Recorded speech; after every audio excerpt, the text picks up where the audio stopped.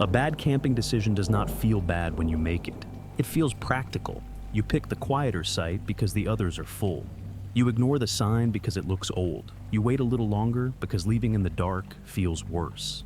But sometimes the woods do not punish the big mistake. They punish the small one you almost noticed. Before we begin, comment where you are watching from and what time it is there. Then listen closely. Every story tonight starts with one choice that seemed reasonable at the time.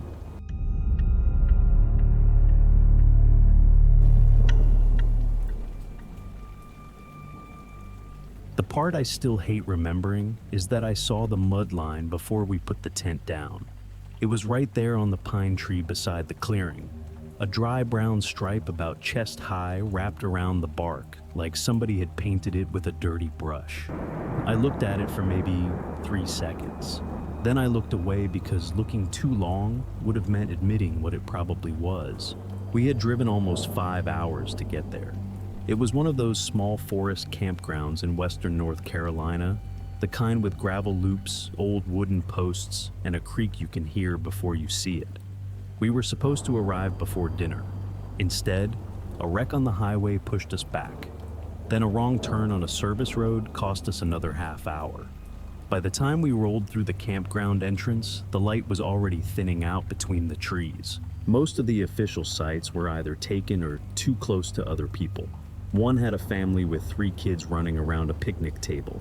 Another had 2 guys drinking beside a huge speaker. We wanted quiet. That was the whole point of the trip. So when we found a flat opening down past the last numbered post just above the creek, it felt like luck. There was an old fire ring in the middle. The ground looked soft but level. Someone had clearly camped there before. My girlfriend Emily asked if it was an actual site. I told her it probably used to be one. That sounded reasonable enough at the time. There was no chain across the small pull-off. No sign saying not to camp. No fresh trash. No obvious reason to leave. Our car was close maybe 40 yards up a narrow dirt track, and the creek made that steady, clean sound people play on sleep apps. Then I saw the mud line. It was not down near the roots where normal splash marks should have been. It was high. Too high. The stripe crossed the pine, then continued faintly across a second tree behind it. I remember touching the bark with my thumb. The dirt was dry and powdery. Old, I told myself. Probably from spring flooding, maybe from a storm months before. Maybe someone had dragged a muddy tarp against the tree. I gave myself 3 explanations in less than 10 seconds, and I accepted the easiest one. Emily was already pulling the tent bag from the trunk. I did not want to be the guy who made us repack everything because of a dirty mark on a tree. I also did not want to drive around in the dark looking for another spot, not with the service road getting narrower and the campground filling up behind us. So I said it looked fine. We set the tent close to the fire ring facing the creek. The first stake went in too easily. I remember that too. It slid into the ground with almost no resistance, like the dirt had already been loosened for us. I even joked that at least the soil was camper-friendly. Emily laughed once, but she did not look convinced. When I pushed the last stake down, it sank lower than the others. I had to pull it back up and angle it sideways to make the guy line hold. Under my palm, the ground felt cool. Not wet exactly, just softer than it should have been. Behind us, the creek kept moving in the dark. We got the tent up before the last color left the sky. That was another reason I let myself relax. There is something about finishing a campsite before dark that makes you feel like you made the right choice even when you did not. The tent was standing. The cooler was under the table. The car was close enough that I could see the shape of it through the trees. The creek kept moving below us, steady and low, like background noise from a sleep machine. Megan noticed the mud line again while I was trying to get the stove lit. She stood near the tree with her arms folded, looking at that brown stripe across the bark. She said it was high for a creek that small.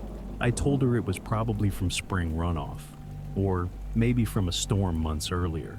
I said it with the kind of confidence people use when they want an explanation to be true. She looked past me toward the water, then back at the tent. She did not argue. That made it easier for me to keep pretending it was nothing.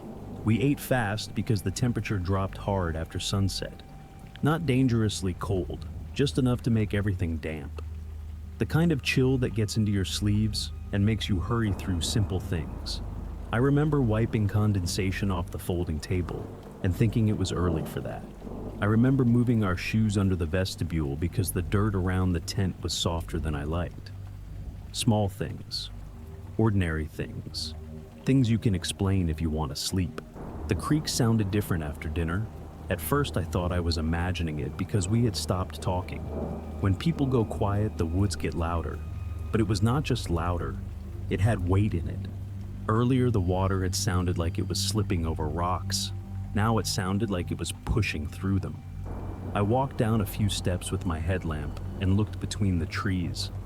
The creek was still inside its banks from what I could see. No white water, no surge. Nothing dramatic enough to justify packing up in the dark. That was the problem. Nothing looked dramatic enough at the moment I needed it to. I checked the weather on my phone. The signal was weak, but the forecast loaded after a minute. Light rain possible after midnight. No warning, no flood alert, no red banner. I showed Megan the screen like it settled the argument, even though neither of us had said the word flood yet. She asked if we should at least sleep in the car. I said we could if the rain actually started. Before bed, I moved the small backpack with our wallets, keys, and battery pack into the front seat. I told myself that was being careful. I told myself careful people did not need to panic. Then, I zipped the tent and tried not to listen too closely to the water. Megan fell asleep before I did, or maybe she just pretended. I lay there with one hand under my pillow, feeling the ground through the thin pad. It was soft. Not wet yet, just soft. A little after midnight, I got up to pee. I put on my shoes and stepped out slowly, trying not to wake her. The air smelled like mud. Not rain, mud.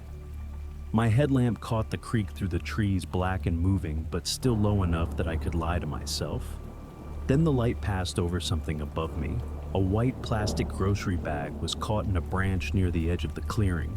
It was twisted tight around the wood, dry and old, hanging almost level with my face. I stood there longer than I should have. The branch was at least 20 feet from the creek. I woke up because the tent felt crooked. Not collapsed, not pushed sideways, just slightly wrong. Like one corner had settled lower while we were asleep. For a few seconds I stayed still and listened. The creek was louder now, but not in the clean way it had sounded earlier. It had a heavier sound, like water forcing itself through something narrow. Megan was still asleep beside me. The air inside the tent felt colder than it had when we zipped ourselves in. I reached down near my hip and touched the floor. The fabric was cold. Then my fingers came back wet. At first I thought one of our water bottles had leaked. That was the explanation my mind wanted because it was small and fixable. I found my headlamp and swept the beam across the floor. The bottles were upright. Nothing had spilled. Then I saw the water moving under the ground tarp. It was only a thin sheet, less than an inch. But it was sliding beneath us in a steady line, making the bottom of the tent shine where it should have been dry. I pressed my palm against the floor and felt it shift under the fabric. Not a puddle, not condensation, moving water. I woke Megan and told her to put her shoes on. She looked at me like she was deciding whether my fear was real enough to share. Then she touched the floor herself, and her face changed. Outside, the fire had burned down to a red circle under wet ash. The creek was not over its bank yet, at least not where I could see it. That confused me more than it helped. The water was not coming at us in one clear wave. It was finding the low places first. Thin black lines ran through the leaves and around the stones of the fire ring. One of them curled around my boot and disappeared beneath the tent. That was when I understood the word low in a way I should have understood it before dark. Megan wanted to leave right then. I did too, but leaving was not simple anymore. The ground between the tent and the car had turned soft. The slope we had walked down so easily now looked slick enough to take our feet out from under us. The car was higher than the tent, but we still had to cross wet leaves, exposed roots, and mud that was already pulling at my boots. Taking the tent down was impossible. Packing the table and cooler was stupid. I hated how fast the list of important things became small. Keys, Phones, wallets, headlamps, the dry bag with our IDs and battery pack. Everything else became weight. I stepped toward the fire ring to grab the hatchet. My boot sank halfway to the ankle. When I pulled it free, something came up with the mud. At first I thought it was a root. It was a piece of old paracord. The cord was faded orange, almost brown from dirt, and it led into the ground beside one of the fire ring stones. I tugged it once without thinking. The mud gave a little. Then, a bent metal tent stake surfaced, still tied to the cord, buried so deep that only the hook had been near the top. It was not ours. Standing there in the dark with water moving under our tent, it felt like the ground had handed me proof. Someone had tried to hold something down here before. A tent, a tarp, maybe a rain fly, something that mattered enough to tie off and leave behind. Megan said my name from behind me, not loud, just sharp enough to cut through the creak noise. I turned. The water had reached the edge of the tent door. It was tapping against the fabric in little soft hits. Not rushing yet, not dramatic, just patient. The same kind of patient that makes you wait too long because it does not look dangerous enough at first. We left the cooler, we left the chairs, we left the tent standing.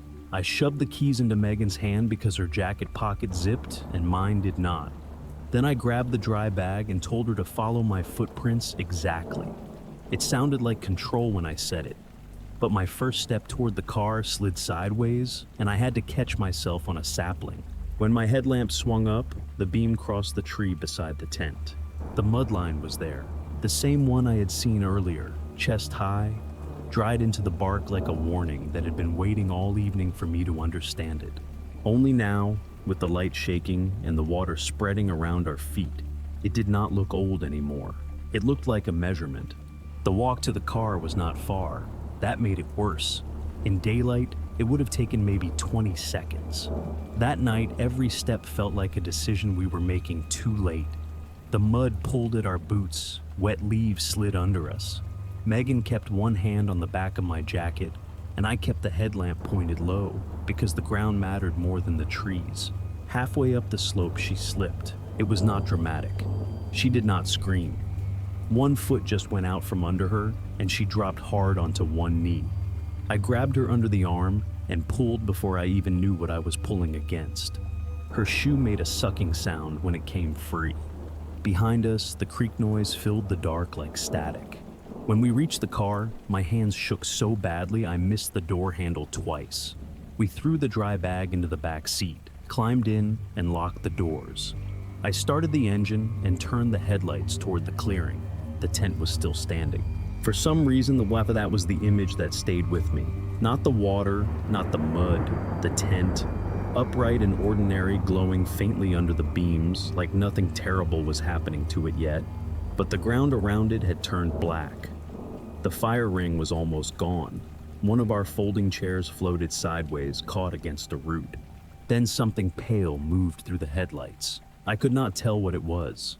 A sandal? A piece of cooler lid? Maybe part of someone's old gear from years before. It drifted past the tent, bumped against the fire ring, and spun once before the water took it into the brush. I backed the car up slowly because I was afraid of sliding off the narrow track. We did not talk until we reached the paved road. Even then, neither of us said the obvious thing. We both knew we had been warned. Not by a person, not by a sign, by the place itself. We slept for maybe 2 hours in a parking area near the ranger station. At sunrise, we went inside and told the ranger where we had camped. He got quiet before I finished describing it. He said that clearing used to be an overflow primitive spot years ago. People liked it because it was flat, private, and close to the creek. Then a flash wash came through after a storm higher up the ridge. After that, they stopped using it. He said there had been a sign once, but signs near that creek did not last long. Water took them. People took them. Sometimes both. He asked if we had seen the mud line on the trees. I said yes. I still hate that I said yes. We never got the tent back.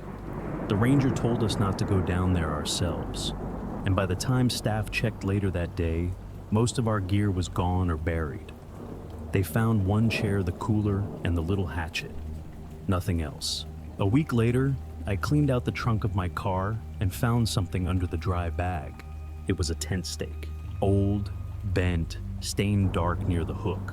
A piece of faded orange paracord was still tied around it, the knot swollen with dried mud. It was not one of ours. I checked. Megan said she never picked it up. I know I did not either. I remember leaving it by the fire ring because I wanted both hands free to climb. That is the part I think about most now. Not that the water came up, that I saw where it had been before.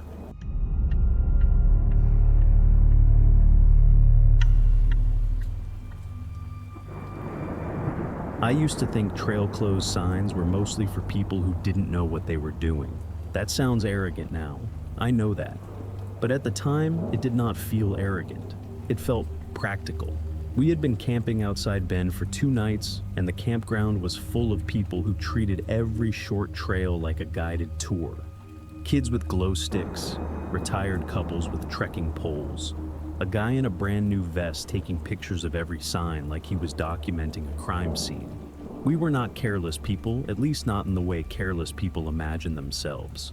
The trail started behind the last bathroom building at the edge of Loop C. On the campground board, there was a faded photo of the overlook at sunset. Orange sky, black pine tops. A little handwritten note under it said, 25 minutes up easy or coming down. That was the part we cared about. We had eaten early, cleaned up the site, and still had enough light to make one small hike before dark. The sign was the first thing that should have stopped us. It was a white metal sign bolted to a short post, but the post had been twisted sideways, so the words "trail closed" faced the brush instead of the path. A strip of yellow caution tape lay across the ground under it, half buried in dry leaves. It did not block anything. It looked more like something left behind after work had already been finished. Evan laughed a little and said, "That cannot be current." I remember agreeing too quickly. The trail behind the sign was clean and obvious. There were fresh boot prints in the dirt. No fallen trees, no washed out start, no big warning board. Just that one crooked sign turned away like someone had decided it no longer mattered. That was the excuse we used. If it were dangerous, they would have blocked it better. We stepped over the tape. For the first few minutes, nothing punished us for that. The path was dry and firm. The campground noise stayed behind us, but not far enough to worry about. I could still hear someone shutting a cooler lid. I could still smell smoke from our loop. Evan checked the map on his phone and said the overlook was less than half a mile in. We both had headlamps in our pockets. We both had enough battery. We both had just enough confidence to mistake planning for judgment.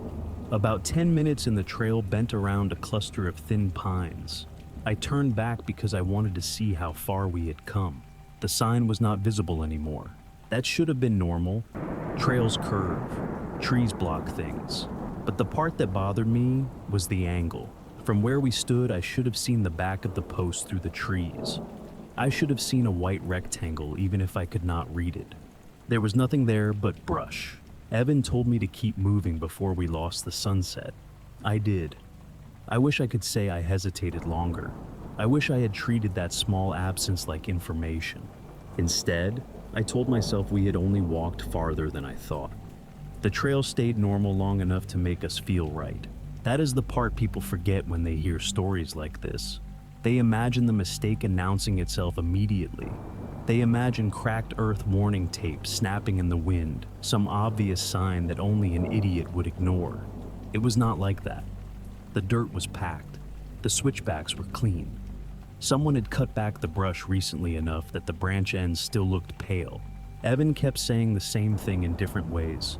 If it were really closed, there would be a gate. If there had been a slide, the campground host would have mentioned it. If it were dangerous, the sign would not be facing the wrong direction. None of those were stupid thoughts. That was what made them work on me. The first trail marker was nailed to a pine at shoulder height, a small brown square with a white arrow. Nothing strange. The second one looked the same from a distance, but when we got close, I saw the number at the bottom had been scratched off. Not faded.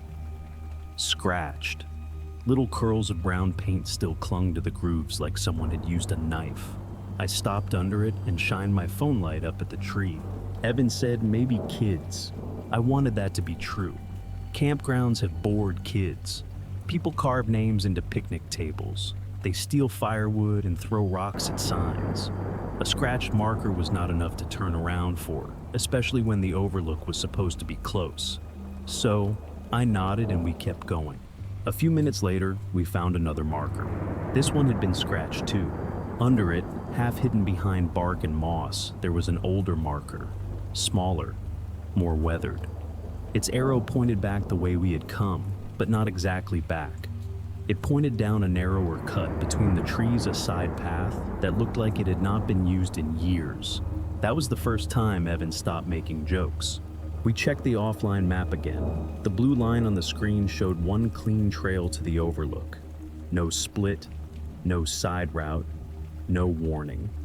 The dot that was supposed to be us sat a little off the line, maybe 20 or 30 feet into the trees. That happens in forests. GPS drifts. Everyone who hikes knows that. It gave us another excuse. The campground had gone quiet behind us. I do not mean it got softer with distance. I mean it stopped. No cooler lids, no kids, no voices carrying through the trees. Only our shoes on the dirt and the dry click of insects starting up somewhere lower on the slope. Evan looked past me and said, "We are close enough now. Let's just see the view and head back." I agreed because turning around would have meant admitting the closed sign had been right. It would have meant admitting we had stepped over it for nothing. That sounds small. It is not. Pride does not feel like pride while you are using it. It feels like finishing what you started. The trail narrowed after that. The trees opened slightly on the left, and through them, I could see a pale break in the sky where the overlook had to be. That helped. It made the decision feel almost reasonable again. Then my light caught a second sign. It was not on a post. It was nailed directly into a tree at the inside of the bend, low enough that brush had grown over the bottom half. Most of the paint had been scraped away. Not weathered. Scraped like the markers. Only 2 words were still readable. After dark. We stood there for a few seconds, both of us pretending to study the rest of the sign. There was nothing left to study. Just clawed metal old screw heads and those 2 words sitting in the beam of my light. Evan finally said, "It is not dark yet." He was right. That was the worst part. He was right enough. The bend after the sign was where the trail stopped feeling maintained. Not abandoned. Not yet. Just less certain. The dirt turned softer under the pine needles, and the edges of the path lost their clean shape. On our right, the hillside rose dark and steep. On our left, the ground fell away through a screen of trees. We could not see the bottom. We could only see the gray air between the trunks and the last stripe of sunset caught above them. Evan slowed down first. That mattered to me later. He had been the one pushing us forward, the one making the reasonable excuses, the one saying the overlook was close enough to touch. But after that scratch sign, he started watching the ground instead of the view. Every few steps he looked back over his shoulder, not because he heard anything, but because the trail behind us no longer looked like the same trail we had come up. We reached a narrow section where the dirt crossed the slope in a thin ledge. A normal hiker would have walked it without thinking in daylight. In that fading light, it looked different.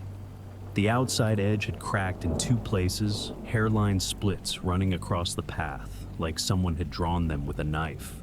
I said we should turn around. Evan looked ahead. Through the trees, the overlook was visible now. Not fully, but enough. A flat, dark opening. Maybe 5 more minutes. Maybe less. The kind of distance that makes a bad decision feel too small to undo. He said, "If we go back now, we still have to cross this part anyway." He was right again. That was the shape of the trap. Going forward was risky. Turning back was also risky. The difference was that forward still offered an ending we wanted. Backward only offered proof that we had been wrong. So we moved across the narrow section one at a time. I went first. I kept my weight toward the inside wall and tried not to look left. The dirt held under my boots, but it felt hollow. Not soft exactly, hollow. Like there was space under the surface. Halfway across my headlamp, caught something yellow under the leaves. At first I thought it was trash. Then I saw the black letters. It was caution tape, not the strip from the trailhead. This was another piece.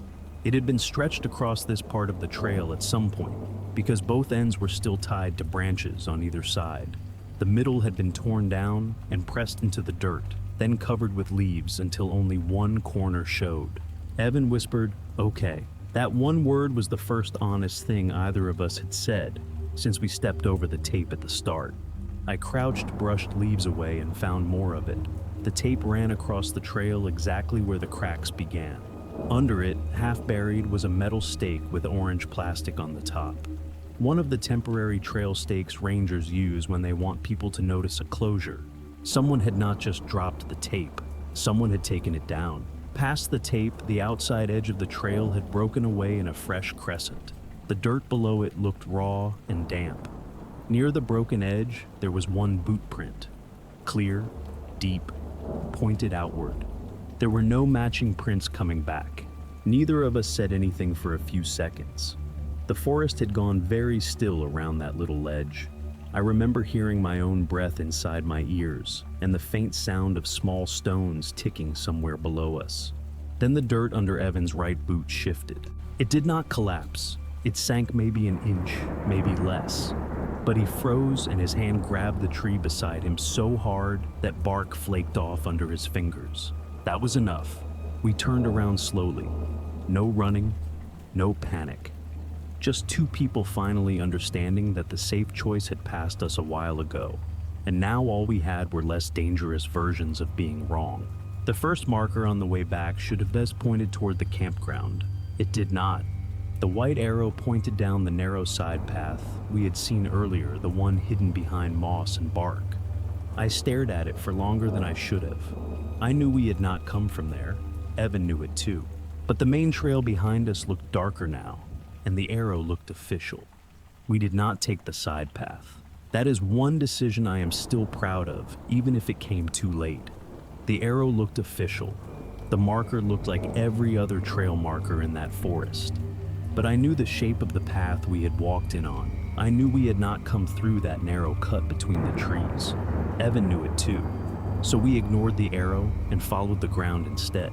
For a while, that meant following our own footprints. The dirt still held them in places where the trail dipped and stayed damp. Two sets of boot prints going uphill.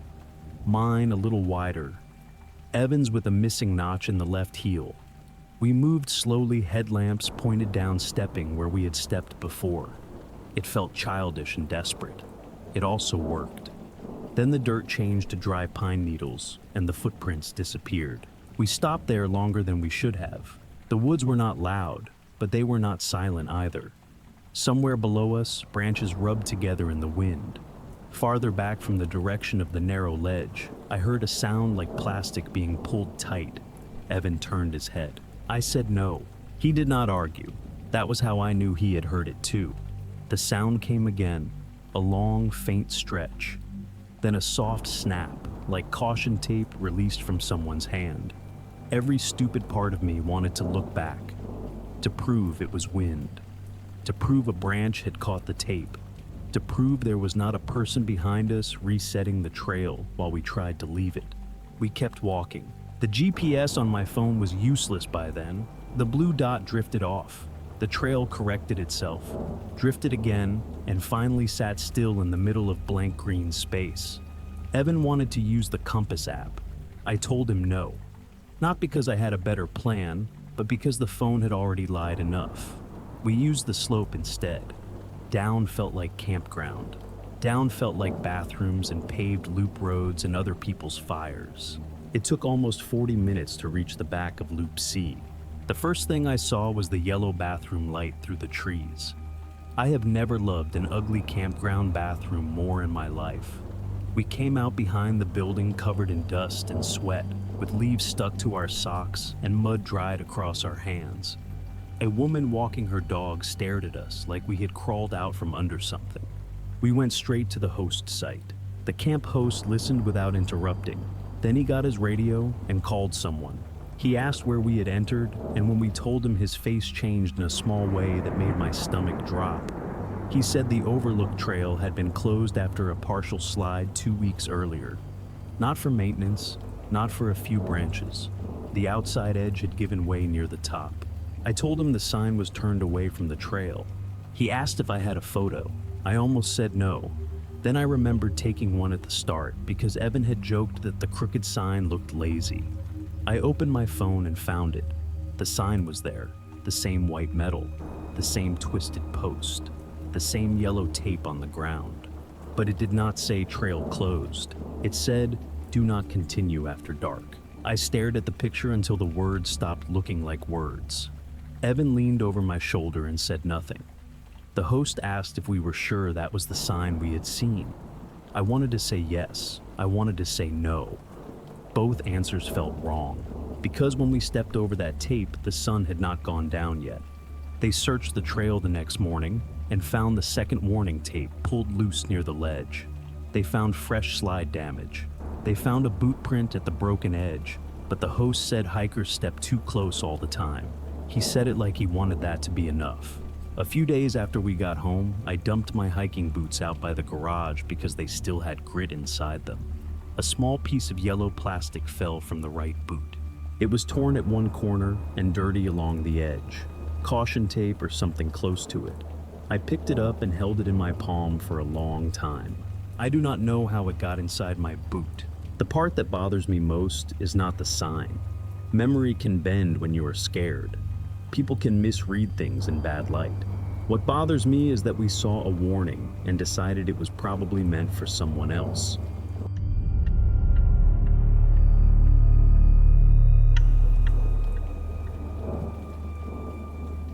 The thing I remember most about Site 12 is not the woods. It is the yellow permit tag turned backward inside the plastic sleeve. I got to the campground later than I planned because traffic outside Eau Claire had slowed to almost nothing after dark.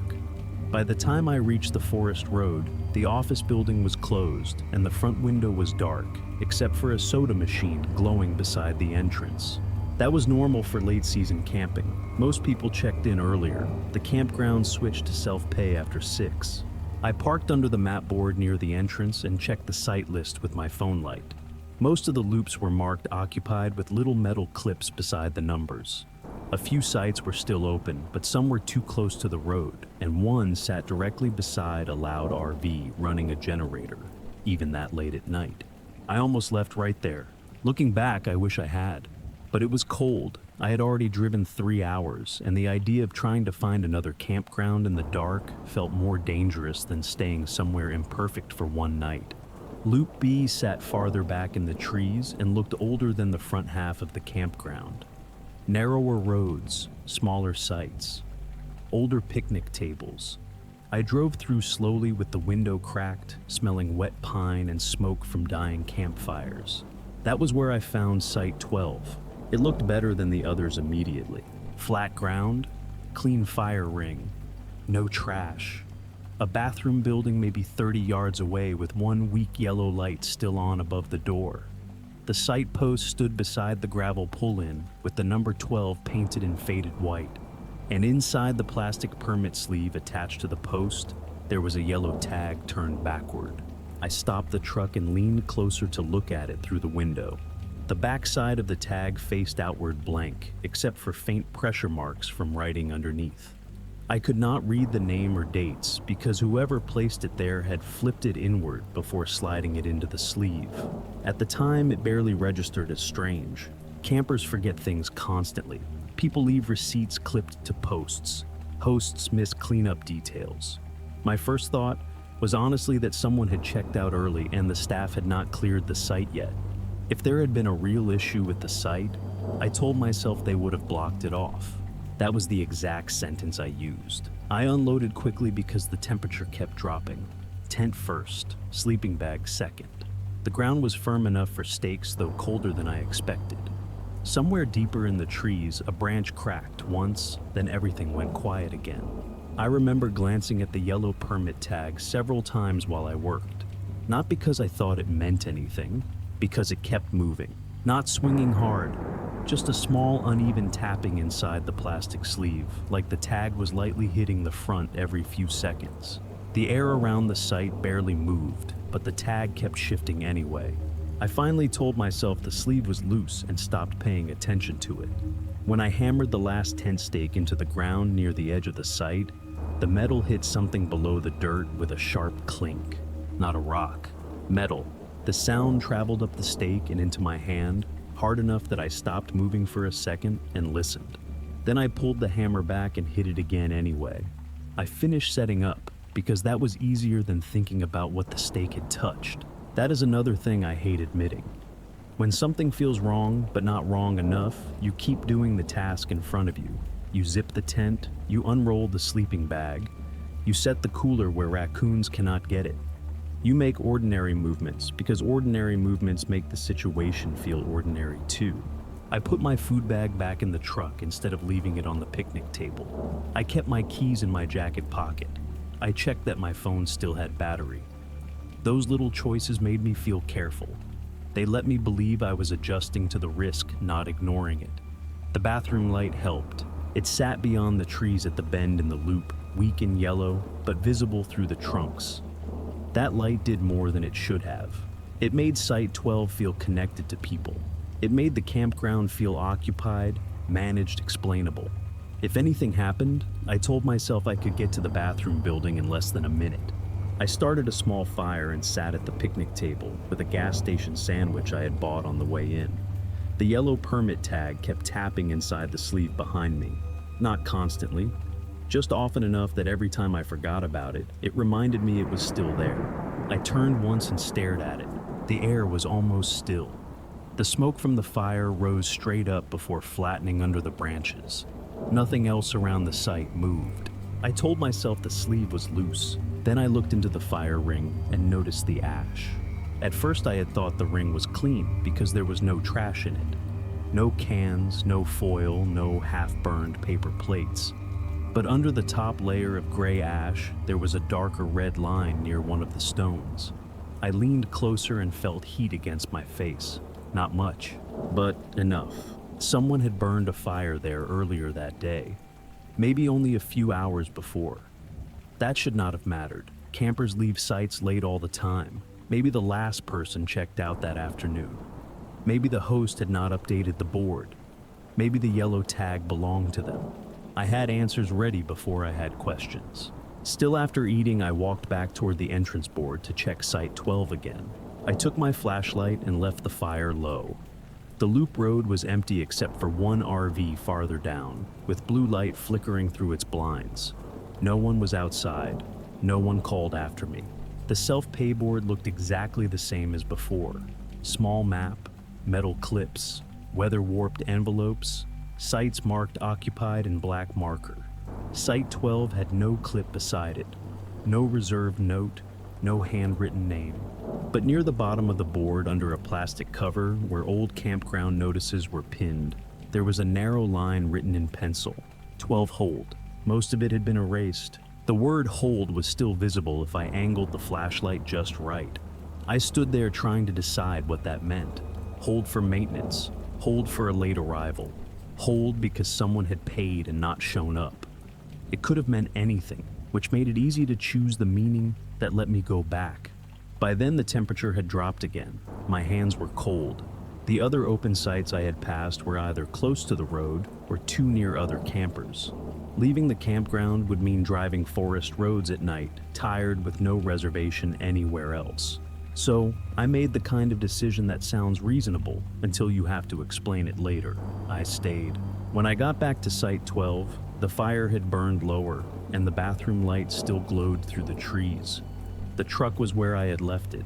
The tent was zipped. Nothing had moved, except the yellow permit tag. It was no longer turned completely backward. One bottom corner had shifted outward inside the plastic sleeve, just enough for me to see a strip of black handwriting on the other side. Not a name, not yet. Just the beginning of a letter. I did not touch the tag. That feels important to say. I wanted to. I wanted to pull it out, turn it over, read whatever was written on the front, and end the question before it grew teeth. But I also had that stupid camper instinct in my head, the one that tells you not to mess with another person's reservation slip, even when it is in your sight, even when the site is supposed to be empty. So I left it alone. I sat in the truck for a few minutes with the heater running, telling myself I was only warming up. The fire had burned too low to bother with, and the woods around the loop had gone quiet in that late-night way campgrounds get quiet. Not silent, just held back. A cough from an RV, a zipper somewhere, the low hum of someone's generator farther away. Then headlights turned into Loop B. I watched them through the windshield. A pickup came around the bend, slowly slower than anyone needed to drive on that road. Its beams passed over the bathroom building, then slid across my sight. For a second, everything became flat and bright. The picnic table, the tent, the yellow tag on the post. The truck did not stop. It rolled past, reached the end of the loop, and disappeared behind the trees. I told myself it was a ranger patrol. That was the cleanest answer. Campgrounds have patrols. People drive slowly at night. Someone checking sites after office hours was not strange. 20 minutes later, the same headlights came back. Maybe it was not the same truck. I could not prove it. I only saw the glare through the trees before it came around the bend again. This time it slowed at Site 12 long enough that I could see my tent shadow stretch across the ground. I sat very still in the driver's seat with both hands on my knees. Again it moved on. The third time I turned off the heater before the headlights reached me. I do not know why. Maybe I wanted the truck to look empty. Maybe I did not want whoever it was to see my breath fogging the windshield. The pickup came around the bend and stopped at the mouth of my sight. Not for long. 3 seconds, maybe 4. Long enough for the beams to rest on the post. Long enough for the yellow permit tag to glow through the plastic sleeve. Then it drove away without anyone getting out. After the taillights vanished, I made myself wait. I counted to 60, then another 60. When nothing happened, I opened the truck door and stepped into the cold with my flashlight. The tag had turned again. Not much, but enough. The corner that had been showing before now faced outward at an angle, and the black handwriting was clearer through the plastic. I wiped the sleeve with my jacket cuff. Moisture smeared across it in a dull gray streak. 3 letters appeared. OCC. I stared at them until my eyes hurt. Occupied. That was what my mind completed before I could stop it. Maybe the tag had belonged to the previous camper. Maybe it was just an old permit still sitting there backwards, slowly working loose in a sleeve cracked by weather. Maybe those headlights had been a host checking whether I had paid. Maybe all of this was paperwork and wind and fatigue. Then I noticed the picnic table. There was a wet ring on the wood near the far corner, a cup ring. Round, dark, fresh enough to catch my flashlight. I had not put a drink there. I had eaten my sandwich on the other side of the table, standing up most of the time because the bench was cold. My water bottle was in the truck cup holder. My coffee was gone before I reached the campground. I stood there with my light on that ring, trying to make it less specific. Dew, I told myself, drip from a branch, moisture from the fog. But the rest of the table was dry. That was when I decided not to sleep in the tent. It was not a dramatic decision. I did not pack everything. I did not tear the tent down or drive out in a panic. I just took my sleeping bag, pillow, wallet, and keys and moved them into the back seat of the truck. It felt reasonable, safer. A compromise between leaving and admitting I was scared. Before I shut the truck door, I looked once more at the yellow tag. The plastic sleeve tapped softly against the post. Once, twice, then it stopped. The tag was facing farther out now, and even through the smear on the plastic, I could read almost the whole word. Occupied. Sleeping in the truck should have made me feel better. It did for maybe 10 minutes. The doors were locked, the keys were in my jacket pocket. My phone was plugged into the little charger in the center console. I had moved the sleeping bag across the back seat and folded my coat under my head like a pillow. It was not comfortable, but comfort was no longer the point. From the driver's side window, I could still see the sight post. That was the problem. If I lay one way, the yellow tag sat in the corner of the glass. If I turned the other way, I could see it in the side mirror. It had become the center of the sight without moving more than a few inches inside that sleeve. The tent was behind it. The fire ring was behind it. The picnic table was behind it. Everything else felt arranged around that little yellow rectangle. The bathroom light stayed on through the trees. I kept looking at it too. That weak square of light was the only thing keeping the campground from feeling abandoned. Every time I thought about leaving, I pictured the closed gate near the entrance. I had seen the sign when I drove in. Gate locked after 10 p.m. Emergency exit for authorized vehicles only. Maybe the gate was not locked. Maybe the sign was old. Maybe there was a way out I had missed. But those were maybes. The truck was real. The locked doors were real. The bathroom light was real. So I stayed in the safest bad option I could see. Sometime after midnight, I heard footsteps on the gravel. Not running, not stumbling. Slow steps coming from the road into the site. I held my breath and watched the windshield. The trees and the post were dark shapes against darker woods. Nothing crossed the headlights because the headlights were off. Nothing touched the truck. The steps stopped near the sight post. For a few seconds there was only the soft ticking of the engine cooling. Then the plastic sleeve made a sound, a small scrape, like something being adjusted. I did not move. I did not turn on the light. I did not shout. I did what I think most people would do when fear has finally become specific but not yet visible.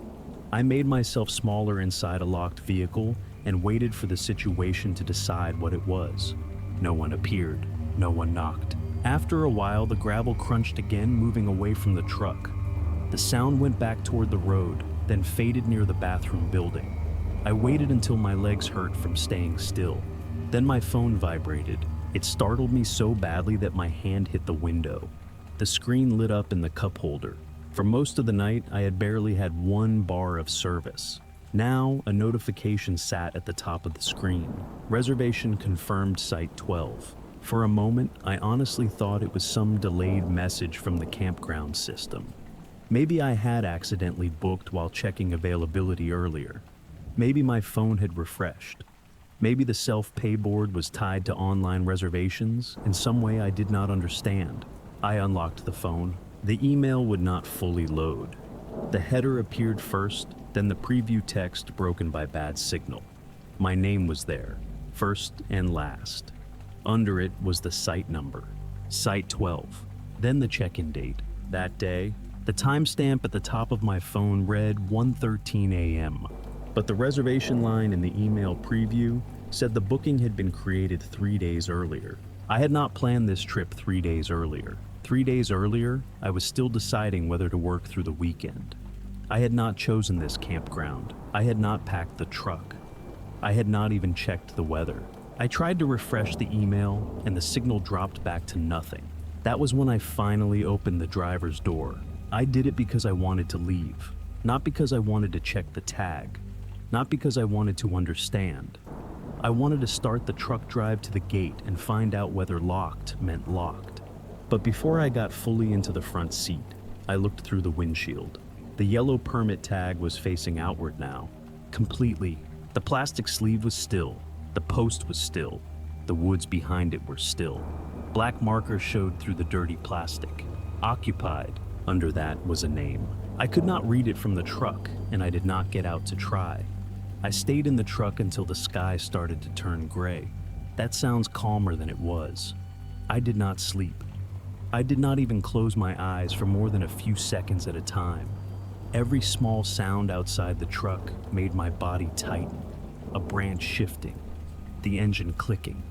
Something moving through leaves far enough away that I could pretend it was an animal. The yellow tag stayed still. That was almost worse than when it had been tapping. It sat in the plastic sleeve facing the truck like it had finished whatever it had been doing. I could see the black letters even from the driver's seat. Occupied. The name under it was still too small to read through the windshield, but I knew there was a name there now. I kept telling myself not to look. Then I looked again. When the first gray light came through the trees, the campground changed back into something ordinary. That is one of the cruelest things about fear outside. Morning makes the same place look embarrassed for scaring you. The bathroom building became a bathroom again. The gravel road became a road again. My tent looked stupidly normal, sagging a little with dew. I started the truck before I got out. I left it running with the driver's door open while I packed only what I could grab fast. Sleeping bag, backpack, cooler, phone charger. I did not take the tent down properly. I pulled the poles loose, shoved the fabric into the bed of the truck, and left 2 stakes in the ground because they would not come free. I did not look at the yellow tag until the end. I wish I could say I left without checking. That would make me sound smarter. But the question had sat in the truck with me all night, and by sunrise it felt heavier than the fear. I walked to the post and stood just close enough to read through the dirty plastic. The tag had my first name on it, only my first name and the first letter of my last name. The check-in date was that day. The checkout line was blank. The handwriting was blocky and careful, like someone had tried to make it readable from a distance. It was not mine. I had not filled out a tag. I had not touched the sleeve. For a second, I thought about pulling it out and taking it with me. I did not. I do not know why. Maybe because touching it felt like agreeing to something. Maybe because some part of me still believed this was campground property, and stealing it would make the situation more real. So I backed away, got into the truck, and drove toward the entrance without checking the mirror. The gate was open, no chain, no ranger, no explanation. Just the wooden arm lifted like it had never been down at all. I drove until I reached the first gas station with enough signal to load the email. I sat in the parking lot beside the ice machine and opened the reservation confirmation again. My name was there. Site 12 was there. The check-in date was right, but the created date was 3 days earlier at 1:13 a.m. 3 days before that night, I had not planned to go camping. I checked my calendar because I needed to prove that to myself. That morning, I had worked late. That evening, I had texted my brother that I might stay home for the weekend. I had not searched the campground until the next day. I forwarded the confirmation to the campground office and wrote a short message. I said there might have been a reservation error. I said Site 12 had an old tag in the sleeve. I did not write that the tag had turned around by itself. I did not write that something had walked through my site after midnight. I wanted the email to sound like something a normal person would send. They replied 4 days later. The message was short. They said they had no record of a self-pay envelope from me. They did have an online reservation under my name. They said the system showed it had been created before my arrival and checked in automatically. They apologized for any confusion and said they hoped I enjoyed my stay. At the bottom, under the polite signature, there was one sentence that made my hands go cold. According to their records, Site 12 had been placed on maintenance hold the week before. I have not been back to that campground. I still have the email saved, though I do not open it often. Sometimes I think about calling again and asking what maintenance hold meant. Sometimes I think about asking whether anyone else had trouble with that site. But I already know the part that matters. I left before sunrise. The receipt said I had chosen the site 3 days before I ever got there.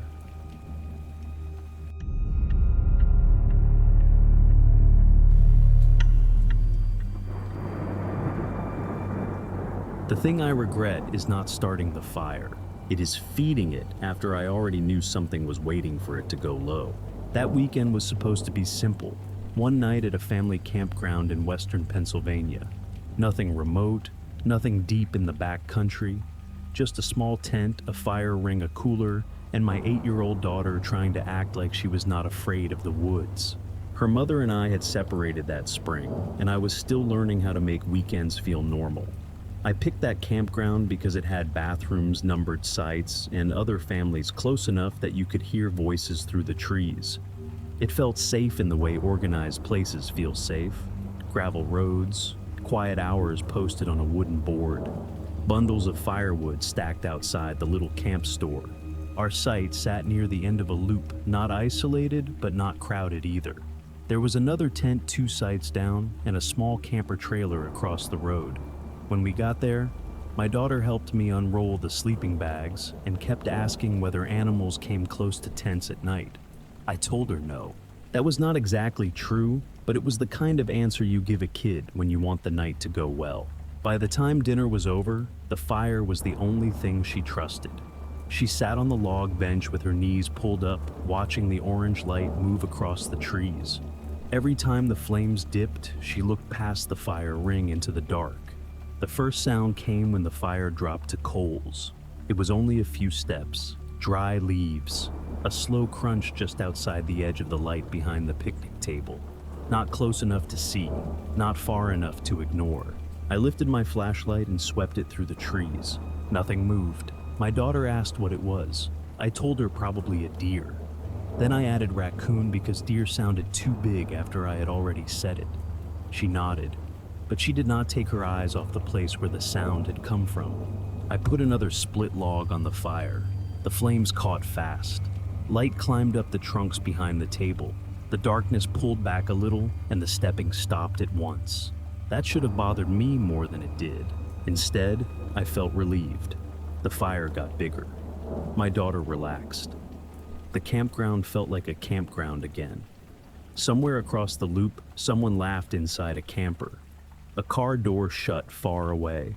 Normal sounds returned, and I let them convince me the other sound had never mattered. For a while, we talked about nothing important. School, her missing stuffed rabbit, whether marshmallows tasted better burned or barely toasted. She asked if we could keep the fire going until she fell asleep. I said yes. That was the decision. Not the dramatic one people imagine later. Not walking into the woods, not ignoring a bloody handprint or a scream. Just a tired father adding wood to a fire because his daughter was scared, and because the bright circle around us felt like something I could control. The second time the fire lowered, the footsteps came back. Same place, same slow pace. 3 or 4 steps through leaves, then stillness. I did not pick up the flashlight right away. I watched the edge of the light instead. The sound had stopped exactly where the fire stopped reaching. My daughter whispered, "Dad." I grabbed another piece of wood and set it on the coals. The flames rose. The footsteps stopped again. After that, I started watching the fire more than the woods. That sounds backward, but it was true. The woods only did something when the fire changed. As long as the flames were high enough to light the picnic table, the cooler and the first line of trees, everything stayed quiet. When the flames settled and the coals showed through the leaves behind our sight began to move under slow weight. I told myself I was noticing patterns because I was tired. Parents do that too.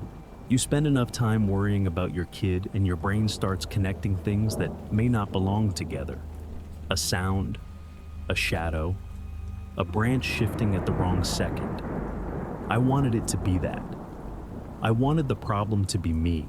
My daughter climbed into her sleeping bag just inside the tent door, but she did not zip it shut.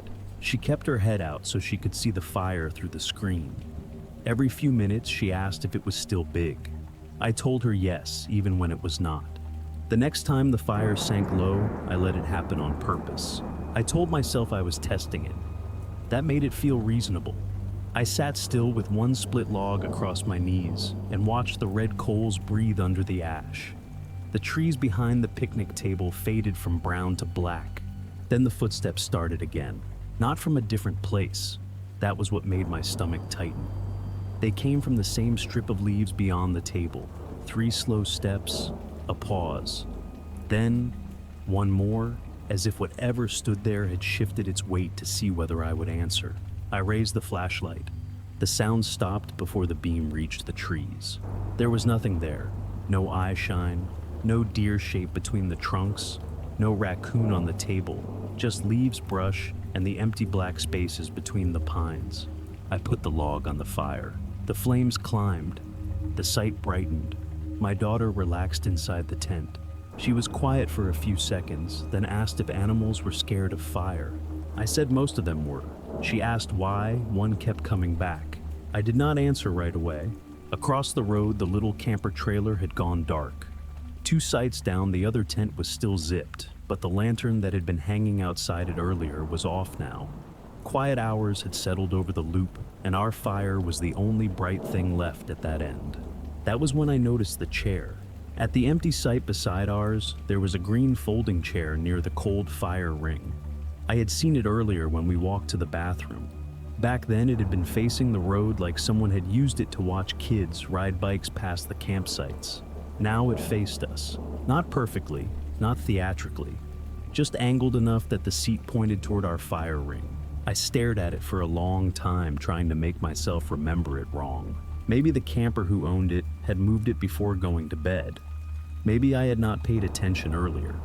Maybe wind had turned it, even though it was one of those heavy old chairs with metal arms and a cup holder.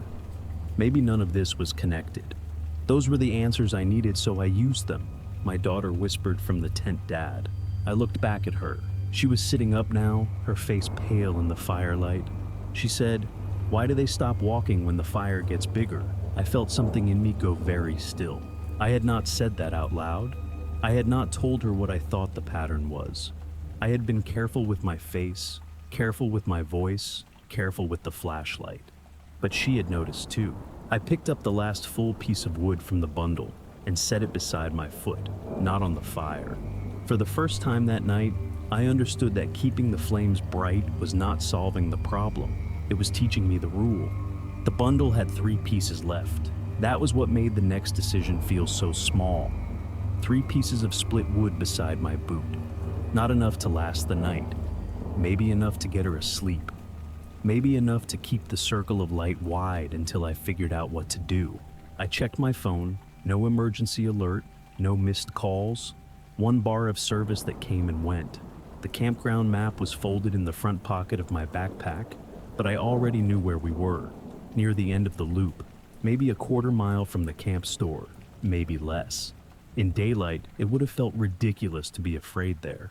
My daughter asked if we could sleep in the truck. I told her yes, but not yet. That was another mistake. I thought I was being careful. I wanted to move slowly, pack the important things, avoid scaring her, and keep the fire bright long enough to see what I was doing.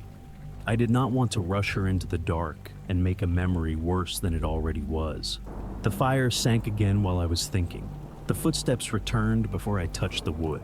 This time, they did not start behind the picnic table. They came from the left near the empty site with the green chair. Dry leaves pressed down under steady weight, then stopped at the edge of the light. I lifted the flashlight and the beam landed on the chair. It was closer to the road than before. Not much, maybe 2 feet, but the front legs now sat just inside the weak edge of our firelight. I picked up 1 piece of wood and put it on the coals. The flames rose, the footsteps stopped. The chair stayed where it was. My daughter began crying without making noise.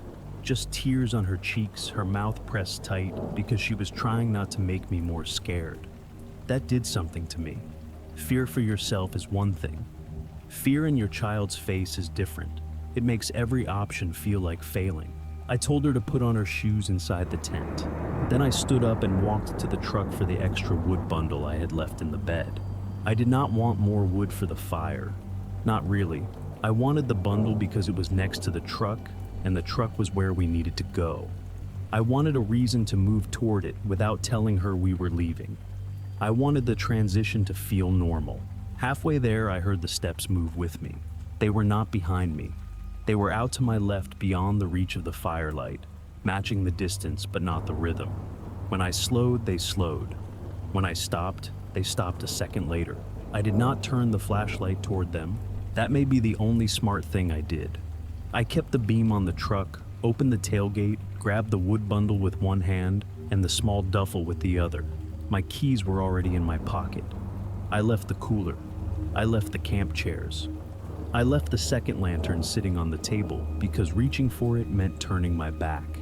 When I came back toward the tent, the fire had lowered again. The first step came from behind the picnic table. The second came from the left. The third came from somewhere near the road. Not one thing now, more than one, or one thing that knew how to make the wood sound full. I put the wood bundle down beside the fire ring and finally aimed the flashlight at the dirt around the edge of the light. That was when I saw the footprints. They were faint because the ground was dry and packed, but they were there. Scuffed half prints in the dust and crushed leaf litter. Human-sized. Some with a narrow tread, some wider. At least 3 different patterns, though none of them came all the way into the campsite. They formed most of a circle. Not around our tent, around the light.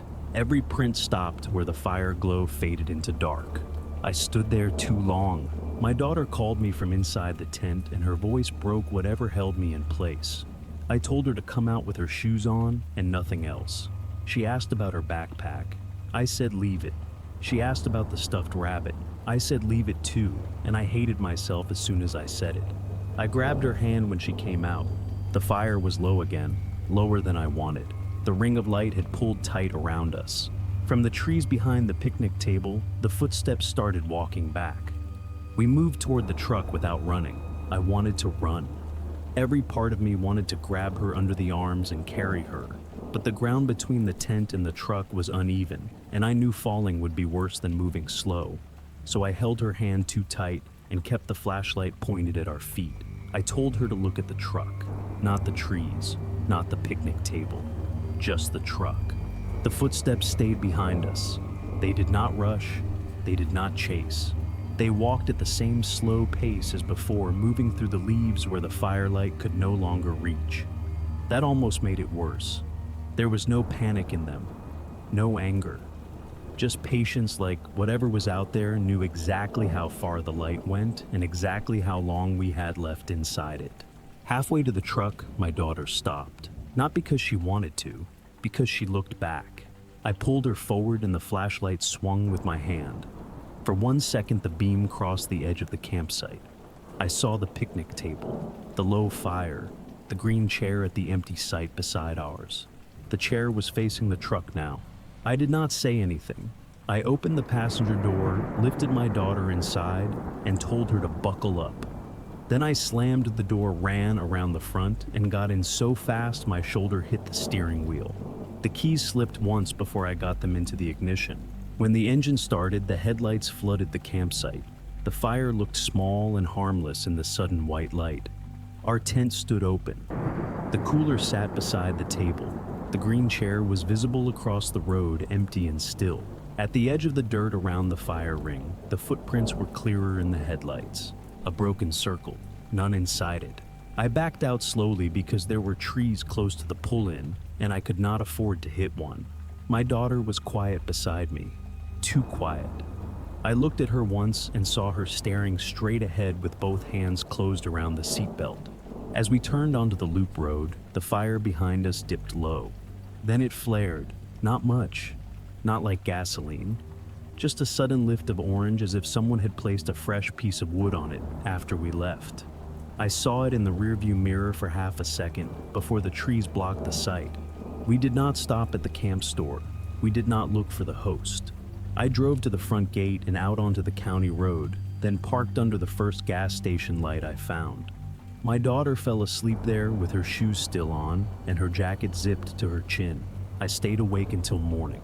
When the camp office opened, I called and said we had left because something had been moving around our site. I kept my voice careful. I said I did not want to accuse anyone. I said I had a child with me. That changed the way the woman on the phone listened. She told me to stay where I was and said a ranger would meet me to get our things. We went back after sunrise. In daylight, the site looked smaller. Our tent looked sad and ordinary. The empty site across the road had no green chair. There was no chair at all. Just a cold fire ring and a picnic table with wet leaves on top. The ranger walked to the edge of our site and found some scuffed dirt near the fire ring, but not enough to call footprints. He said animals could make strange marks when they circled light. He said people from nearby sites sometimes walked around after quiet hours. He was not dismissive, just practical. I understood why. In morning light, even I wanted it to be practical. Then we saw the firewood. The pieces I had dropped beside the fire ring were no longer scattered. They had been arranged in a neat circle around the stones, end to end, almost touching, like a second ring around the first. The ranger stared at it longer than he needed to. He said maybe another camper had come by after we left. I nodded because that was easier for both of us. My daughter did not say anything on the ride home. For weeks after that, she told people the trip was fine. She remembered the marshmallows. She remembered sleeping in the truck. She did not talk about the footsteps, and I did not ask her to. Then one night, months later, I found her sitting in the living room with every lamp turned on. She said she had been thinking about the fire. I asked what part. She looked at me like the answer was obvious. They waited every time it got low, she said. I still do not know who was outside the firelight. I only know they never crossed into it.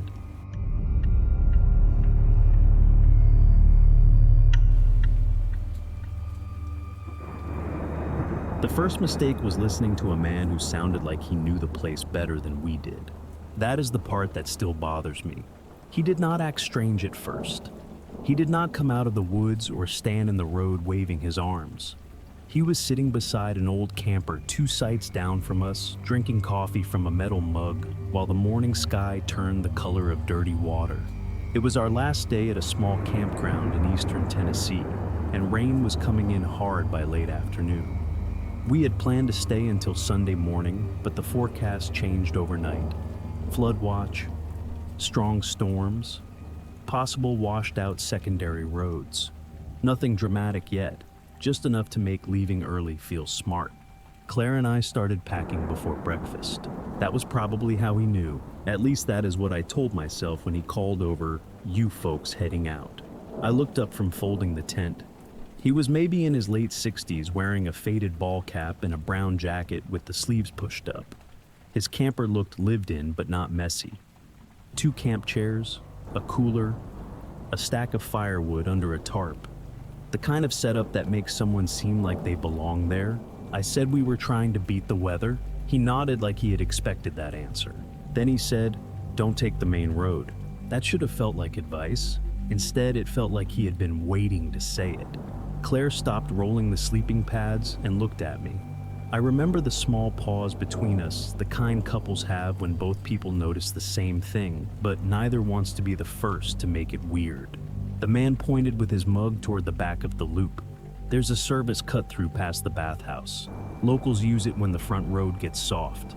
Saves you 20 minutes and keeps you off that low bend by the creek. That sounded useful, specific, practical. Exactly the kind of thing a regular camper would know.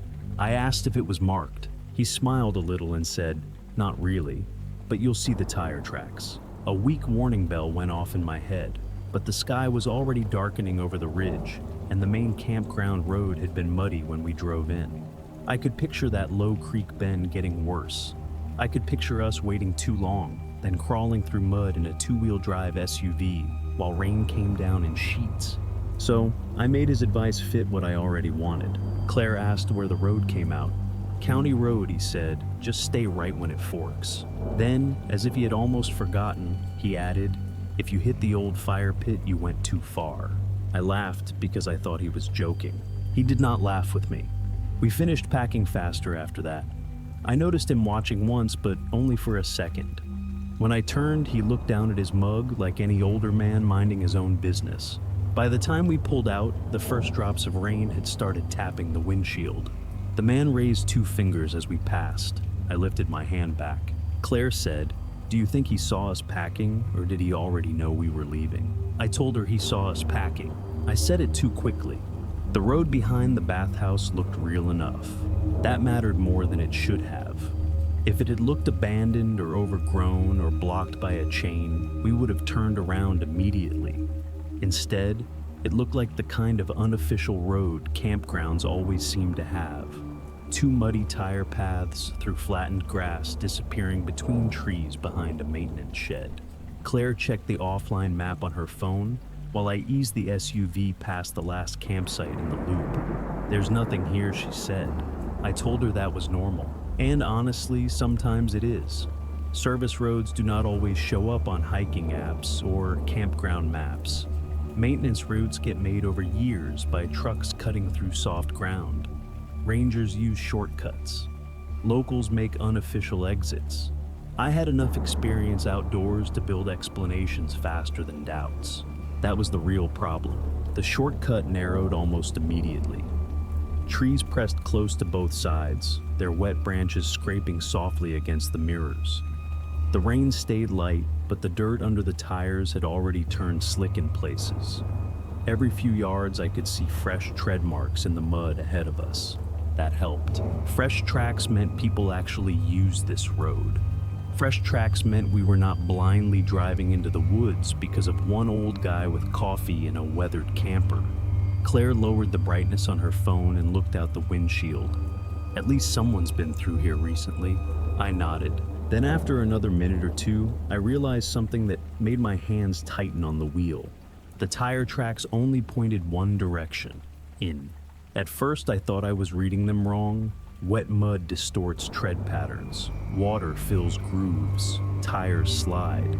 But once I noticed it, I could not stop seeing it. The sharper edges of the prints all faced away from the campground. The mud spray angled forward. Every set of tracks seemed to lead deeper between the trees. None clearly came back. Claire noticed me staring down at the road and asked what was wrong. I almost told her. Instead, I heard myself say, "Nothing, just slippery." That was another survival mistake people do not talk about enough. Once two people commit to a bad decision together, someone usually starts protecting the decision instead of challenging it. I did not want to say what I was thinking, because saying it out loud would make turning around the smarter option. And turning around was getting harder. The road had narrowed so much that backing out would mean reversing blind through mud and trees for who knew how far. The rain picked up a little harder against the windshield. Behind us, the campground no longer looked close. Ahead of us, the tire tracks kept going. So I followed them. The fork came about 10 minutes later. A narrow split between trees, just like the old man said. One path curved left and dipped lower through standing water. The other climbed slightly uphill to the right. "Stay right," Claire said quietly. I did.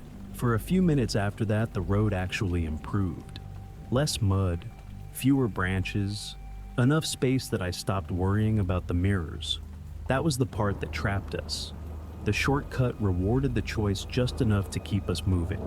Then we saw the fire pit.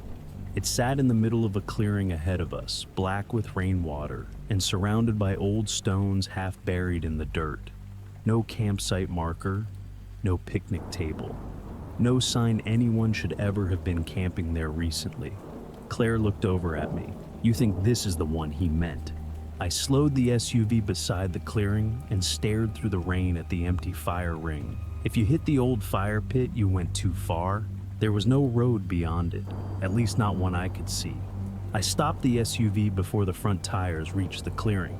For a few seconds, neither of us moved. Rain tapped on the roof in a nervous, uneven rhythm. The old fire pit sat ahead of us like a marker someone had placed there for one purpose: to tell us we had gone too far after it was already difficult to turn around. Claire said, "Back up." I wanted to do exactly that. But the road behind us curved between trees and the mud along both edges looked softer than it had 10 minutes earlier. The SUV was not built for this. It was good on highways, decent on gravel, and terrible at pretending to be a truck. I put it in reverse anyway. The back tires slid almost immediately. Not far. Just enough to make the rear of the SUV drift toward the left ditch. I braked too hard and the vehicle rocked in place. Claire grabbed the door handle but did not say anything. That silence was worse than panic. I put it back in drive and eased forward into the clearing because it was the only open space we had. My plan was simple. Make a wide circle around the fire pit, point the SUV back the way we came, and leave before the rain turned the road into soup. That plan lasted about 15 seconds.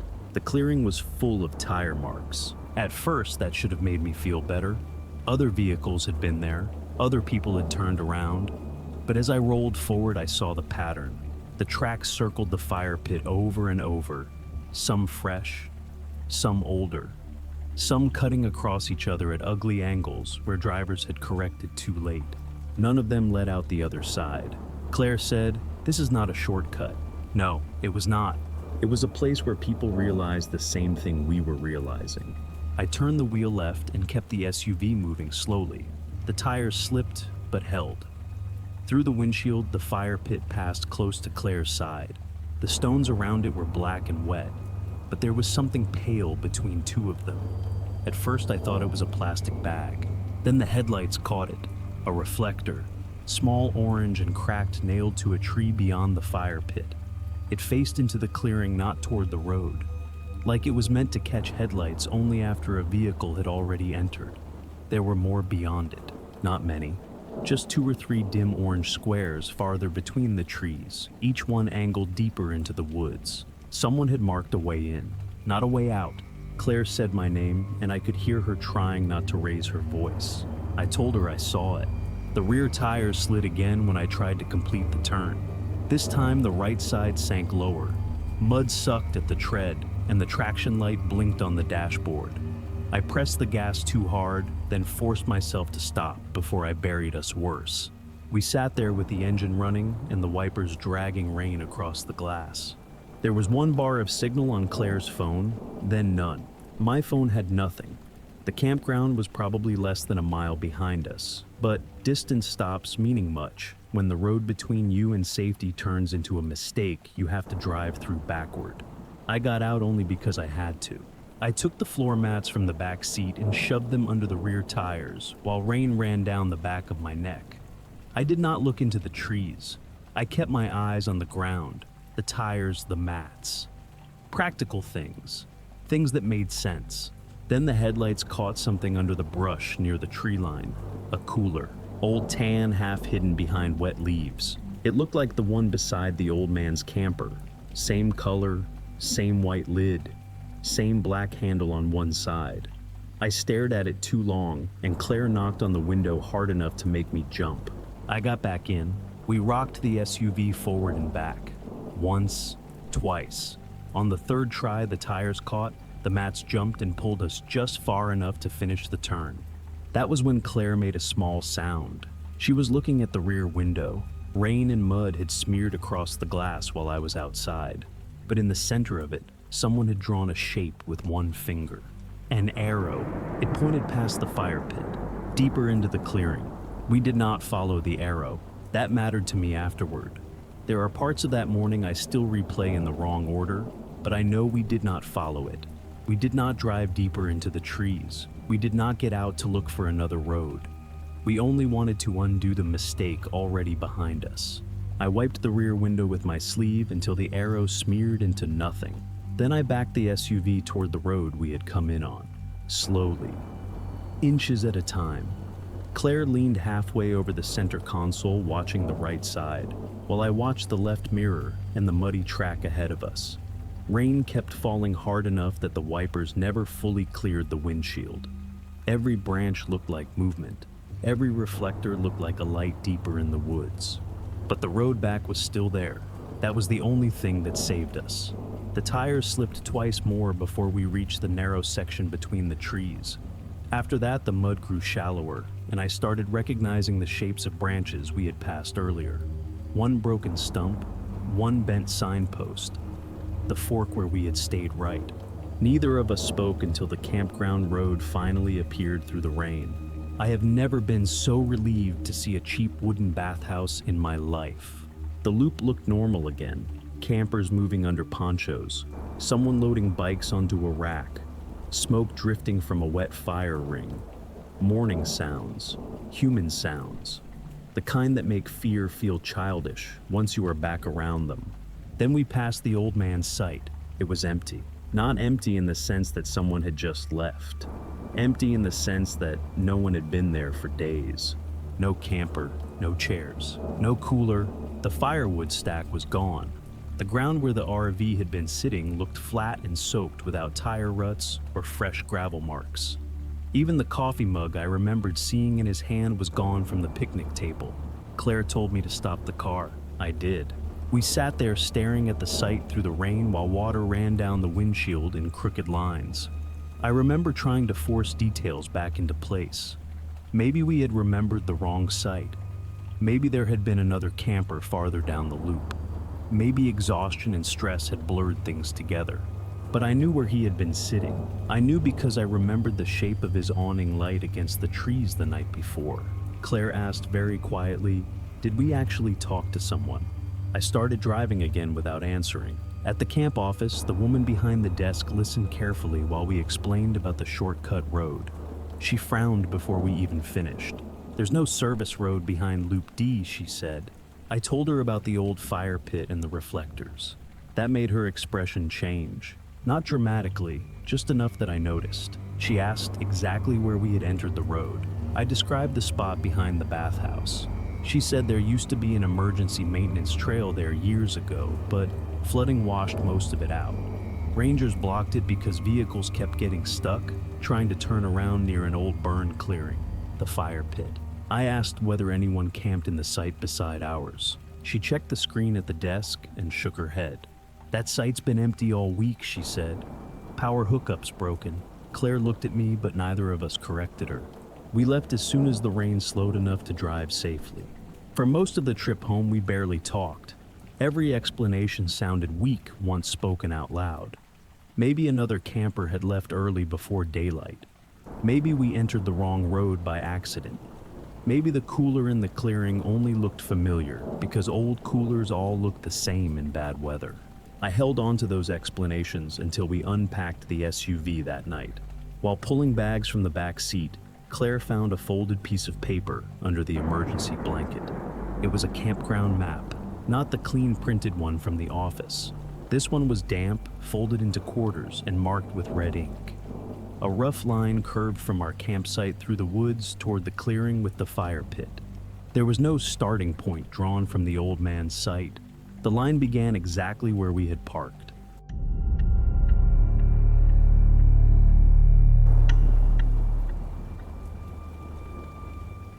The last good signal I had should have been used for a phone call. Instead, I used it to refresh the weather. That is the sentence I keep coming back to when I think about that night. Not the mud, not the cold, not the hours we spent above the drainage line with our jackets pulled over our hands.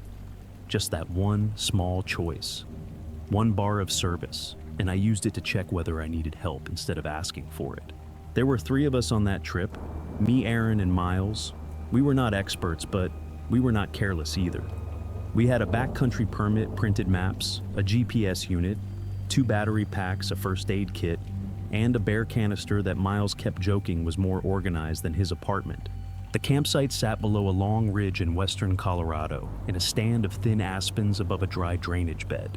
It was not a campground with numbered posts or bathrooms, just a permitted backcountry site marked on the map, flat enough for 2 small tents and far enough from the creek that none of us questioned it.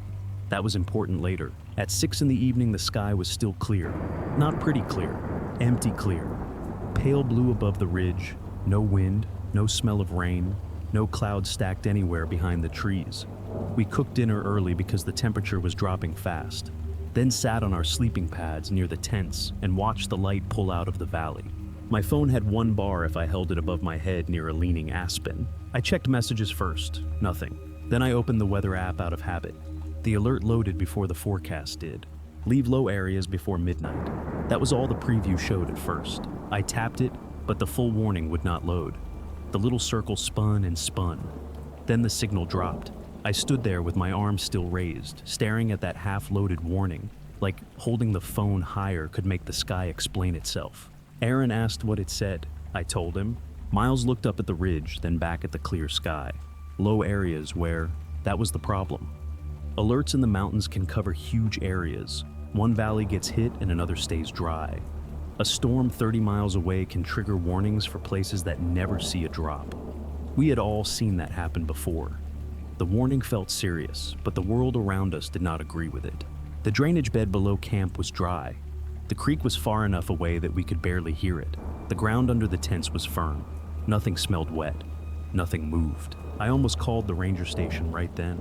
I even opened the phone screen and tapped the number saved from the permit email. The call button appeared. Then the bar disappeared. No service. I lowered the phone and told the others I would try again if the signal came back. That sounded reasonable. It also gave us permission to wait. We gave it 30 minutes. That was the number we chose because it sounded responsible without forcing us to move. 30 minutes to see if the alert updated. 30 minutes to see if clouds came over the ridge. 30 minutes before admitting that staying might be the more dangerous choice. Aaron wanted to leave right away. He did not argue dramatically. He just said he did not like warnings that used the word before.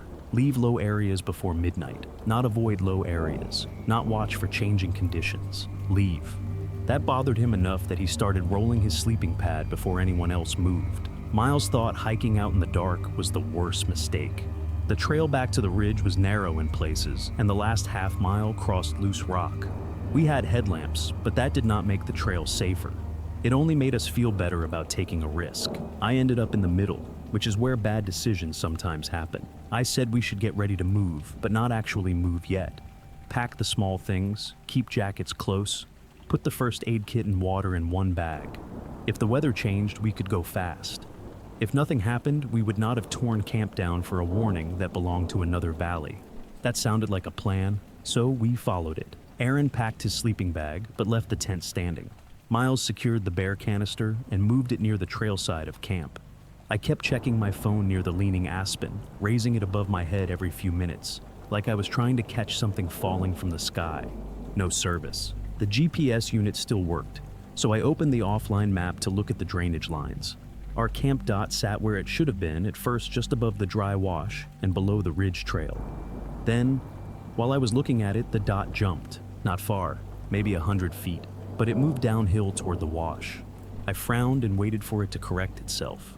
GPS drift was normal under tree cover. I had seen blue dots float across lakes and jump through cliffs on hiking apps. I told myself this was the same thing. The dot did not correct. It stayed near the drainage bed, blinking in a place we were not standing. Miles came over and looked at the screen. That's not us. I know. Then why is it there? I almost said canyon bounce even though we were not in a canyon. I almost said tree cover even though the aspens above us were thin. The correct answer was probably still technical, but it felt less useful each time I reached for it. Aaron looked down toward the dark line of the wash. Maybe that's where the map thinks the site is. That explanation helped for about 10 seconds. Then the dot moved again. Only a little. A small slide along the wash, as if our location had been placed on something that was drifting under us instead of fixed to the ground. We all stared at it in silence. The sky above the ridge stayed clear. That made it harder, not easier. If rain had started, we would have left. If thunder had rolled in, we would have left. But the night looked calm enough to embarrass us for being afraid. So we waited for the full 30 minutes. By the end of it, the GPS dot was still not where we were. It was standing in the place we had not gone. The strange part is that the weather never arrived. At least not in the way we expected. No thunder rolled over the ridge. No rain hit the tents. The trees barely moved. If someone had walked into camp right then, they probably would have laughed at the alert too. 3 guys sitting beside packed bags under a perfectly calm sky, acting nervous because of one half-loaded warning and a drifting GPS pin. But the creek sounded different. It had been background noise earlier, low enough that you only noticed it when conversation stopped. Now it seemed louder every few minutes, even though the creek itself sat well below camp and out of sight through the trees. Miles noticed it first. He said, "Does that sound closer to you?" Aaron answered immediately, "Yeah." I did not say anything because I had already been thinking it. The sound was wrong in a specific way. Not louder because the night had gotten quieter. Louder because it carried more force underneath it. Like water moving faster somewhere beyond the dark line of trees. Aaron wanted to hike to the ridge immediately after that. Miles still thought moving in the dark could end worse than waiting. If the trail turned slick or one of us slipped on loose rock, rescue would be harder than dealing with weather. The argument kept circling the same problem. Every option sounded dangerous once spoken out loud. I checked my phone again. No bars. Then one appeared. I opened the ranger number so fast my thumb slipped across the screen. Before I could press call, the signal vanished again. Aaron laughed once under his breath, but there was no humor in it. Feels like the mountain's making decisions for us. No one answered him. We started consolidating gear anyway. Water filters, first aid kit, extra batteries, headlamps. The things you grab when part of your brain has already accepted you might need to leave quickly, but we still did not take the tents down. That was the line we kept refusing to cross. Because once the tents came down, we were admitting the alert mattered. I walked to the edge of camp with my flashlight and looked toward the wash below us. The beam only reached broken grass, pale rocks, and scattered brush. Nothing moving. Nothing wet. The drainage bed still looked dry from where I stood. Then the ground under my boots trembled. Not hard, just a faint vibration that ran through the dirt and stopped almost instantly. The kind of thing you could mistake for imagination if you wanted to. I actually looked up slope first because my brain tried to turn it into a distant truck on a road. There were no roads anywhere near us. I stepped back toward camp without saying anything.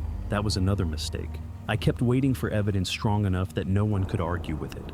Thunder, rain, floodwater, something obvious.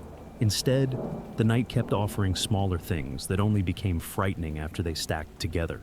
Back at camp, Miles had set the bear canister near one of the tents while reorganizing gear. We were talking about whether to leave the stove behind when the canister rolled. Not far, maybe a foot, but enough for all 3 of us to stop speaking. The ground around it looked flat. The canister itself was heavy and stable packed with food and cooking gear. Yet it rolled slowly toward the dark side of camp, then settled near the edge of the grass. Aaron walked over and stared at it for a second. Then he looked toward the wash below us. The creek sounded much closer now. Not louder, closer. That was the moment we finally started moving for real. Not because of the creek, not because of the warning, because the canister rolling made the ground feel unreliable, in a way our brains could no longer smooth over with explanations. Aaron said, "We leave now." No one argued. We switched from discussion to motion almost instantly. Headlamps on, water bottles clipped to packs, first aid kit into Miles's bag. I shoved my phone and battery pack into my jacket pocket without even checking for signal again. The tents stayed standing. Sleeping bags stayed inside them. We stopped thinking about gear we might lose and started thinking about how fast we could reach the ridge trail. Then my flashlight caught the mud line. It ran through the leaves below camp in a thin, dark curve, almost invisible, unless the light hit it sideways. Wet dirt cutting across dry ground. I followed it downhill with the beam and realized it disappeared beneath the brush toward the wash. Water was already moving under the surface. Aaron saw it too. He stepped closer to one of the trees near the edge of camp and raised his light higher. There was a debris line on the trunk about knee height. Twigs, leaves, and dried grass caught in the bark like something had pushed water there before. Not old enough to be part of the tree. Not fresh enough to still be wet. Miles said very quietly, "This happened before." The creek noise kept rising under everything else. Not violently, no roaring flood. Just pressure. More force in the sound every minute, as if something heavy was traveling through the dark toward us before the water itself arrived. We left the tents. That was hard in a stupid emotional way. Once you abandon camp, you stop pretending the situation is temporary. We took only what mattered: phones, water jackets, headlamps, keys, first aid supplies. Aaron kicked dirt over the fire pit out of reflex, even though there had never been a fire. Then we started toward the ridge trail. The climb was steeper in the dark than it had looked earlier. Loose dirt shifted under our boots. Branches snapped back into our jackets. Every few steps I turned around with my light, because part of me expected to see water already cutting through camp. What I saw instead was worse. The ground around the tents looked darker than before. Not flooded, sinking. The pale dirt under the moonlight had turned uneven, as if the surface itself had started loosening from underneath. Miles nearly slipped once, crossing a patch of rock, and we had to stop long enough for him to catch his breath. The creek sounded close enough now that I could almost place direction to it, even though we still could not see it. Halfway up the ridge, my phone vibrated. 1 bar. I stopped so suddenly, Aaron ran into me from behind. I hit call on the ranger number immediately. This time the line connected. I heard static first, then part of a voice. I shouted our location, the permit number, something about the warning alert and the drainage below camp. The connection cut in and out so badly I could not tell whether anyone understood me. Then the call dropped. I stared at the screen, breathing hard, while rainless wind moved through the aspens above us for the first time all night. Call failed. That was what the screen said. But below it, the call timer read 0013. 13 seconds. Aaron asked if I got through. I looked back down toward the darkness where camp should have been. The creek no longer sounded far away at all. "I don't know," I said. We spent the rest of the night on the ridge. Not sheltered, not safe, just safer than where we had been. The temperature dropped hard after midnight. Wind finally came over the ridge in uneven bursts, cold enough that our jackets stopped feeling useful after an hour or two. We took turns sitting against the rocks to block some of it while the others tried to rest. No one really slept. Every so often, one of us would look back toward the valley below. We could not see the campsite itself anymore. Only darkness between the aspens and the faint pale strip where the drainage cut through the trees. Sometime near dawn, we heard the sound change. The creek had carried pressure all night, but this was different. A low, cracking rush that moved through the valley and then faded. Not explosive, not dramatic. More like part of the ground giving up somewhere below us. Aaron looked at me after it happened, but did not say anything. None of us wanted confirmation anymore. The rescue team found us just after sunrise. 2 rangers and a volunteer from the county search unit came up the ridge trail carrying radios and emergency blankets. They said they had received a partial emergency ping from a phone connected to our permit area sometime after 1 in the morning, but the weather alert system had already triggered concern about campers near the drainage basins. One of the rangers asked why we had not evacuated earlier. I almost told him we were waiting for clearer evidence. Instead, I said we thought the warning might have been for another valley. He nodded like he had heard that answer before. When we went back down with them later that morning, the campsite was gone, not erased completely. The trees still stood. One tent pole stuck out of the mud at an angle near the wash. But the flat ground where we had camped had partially collapsed into the drainage line below it. Water moved through the center, now thick and brown, carrying branches and loose dirt downhill. The ranger pointed at the slope under our old tents and said the soil there probably hollowed out overnight before giving way. Flash flooding higher in the valley must have forced water under the surface first. That explained the vibrations, the rolling canister, the GPS drift toward the wash, everything except the timing. I asked whether they had heard anything during the phone call. The ranger checked something on his radio log sheet and frowned. There wasn't really a call, he said. More like a failed connection attempt. We got a location ping, but no voice came through. I took my phone out immediately. The outgoing call was still there in the log, 1:13 a.m., duration 0013. I stared at it long enough that the ranger finally asked if something was wrong. Aaron leaned over my shoulder. "That's not when you called." He was right. I remembered calling while we climbed the ridge. We were moving uphill. Miles was ahead of us with the headlamp. Aaron almost ran into me when the signal appeared. That happened later, not at 1:13. I checked the map history next because part of me still needed a technical answer. The GPS trail showed our movement up the ridge correctly. But before that, there was a saved location marker already pinned near the drainage line below camp. The timestamp matched the call, 1:13 a.m. The label under the pin was automatic, generated by the mapping app itself. Camp. I still have screenshots of it somewhere on an old hard drive. Most of the time, I do not look at them anymore. There are enough practical explanations to satisfy people who want practical explanations. Delayed GPS syncing, corrupted timestamps, signal drift in mountain terrain. Maybe all of that is true, but we waited because the sky looked calm. The ground was already leaving without us.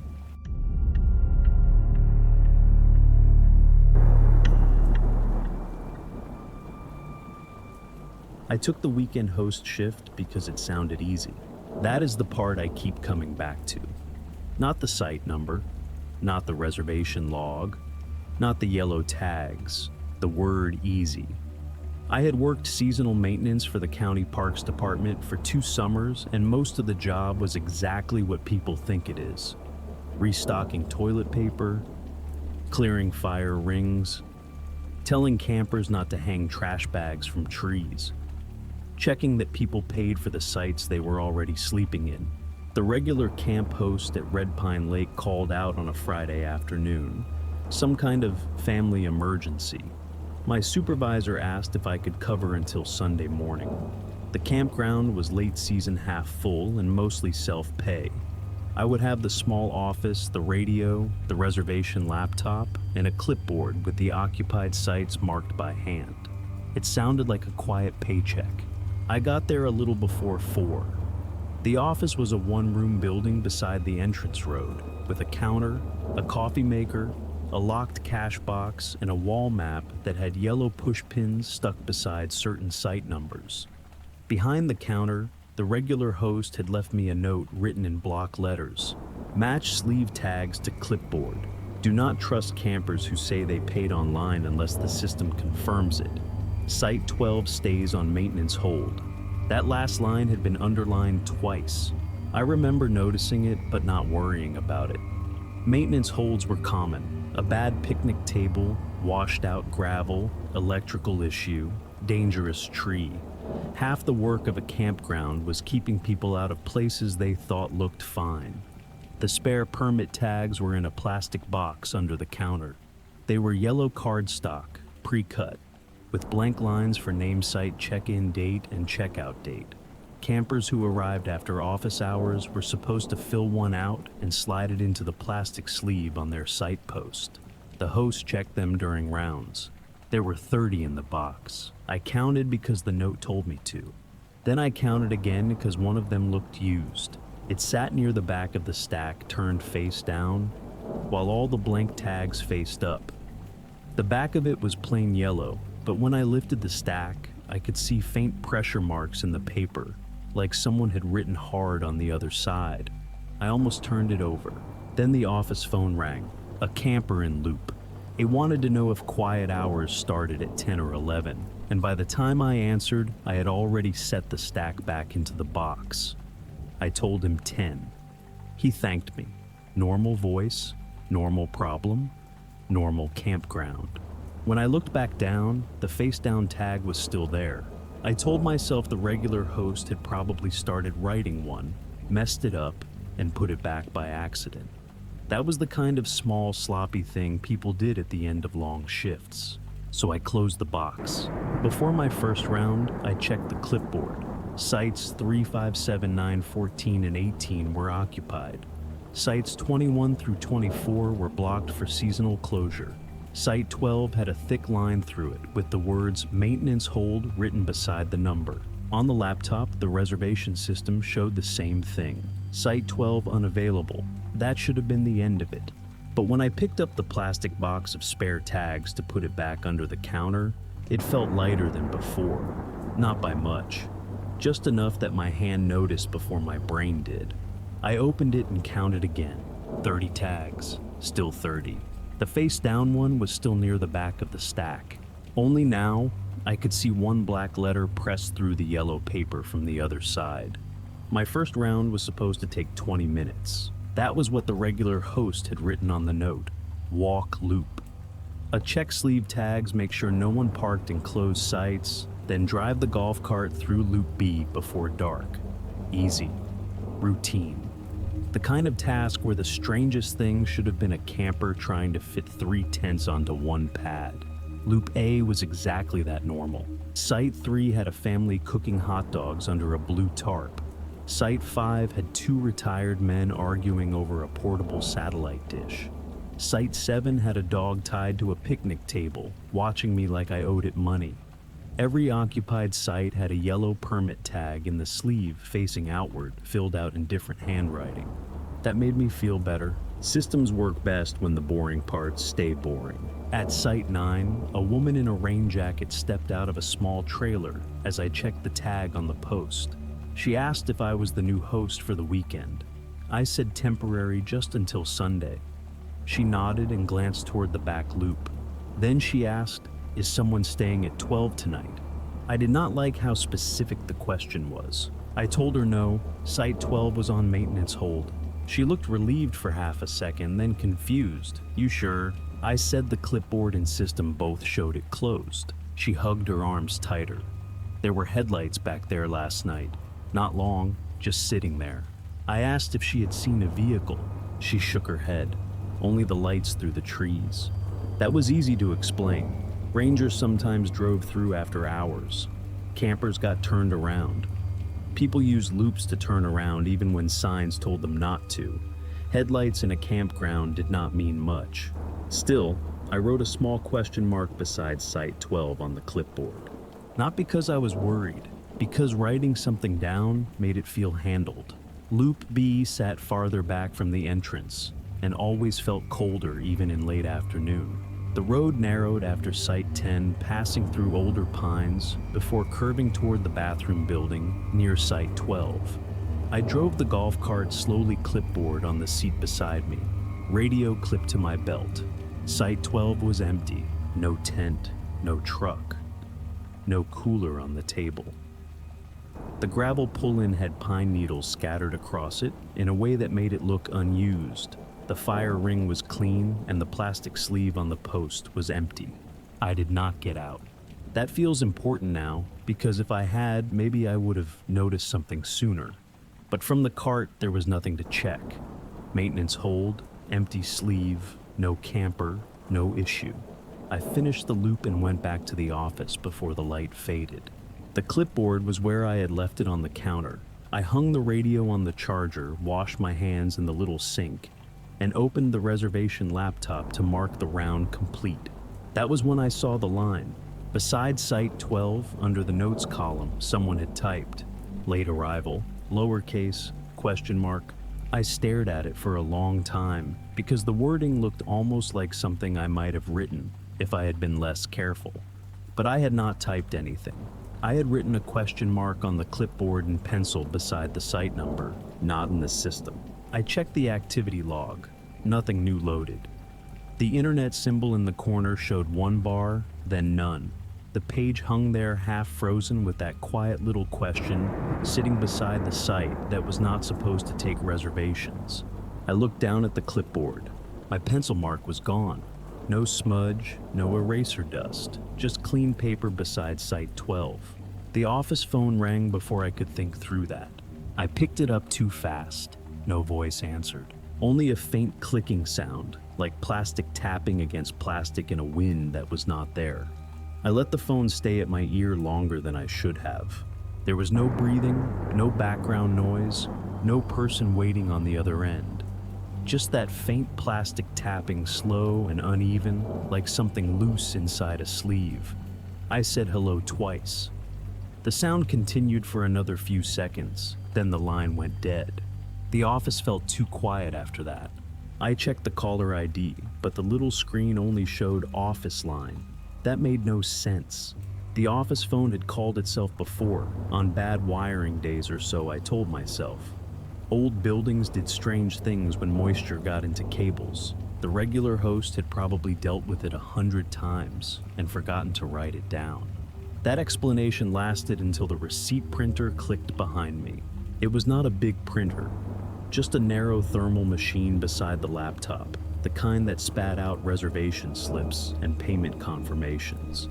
It made one small grinding sound, then pushed out a strip of paper about 6 inches long. I stood there without touching it. The campground system still showed no internet. The page on the laptop had not refreshed.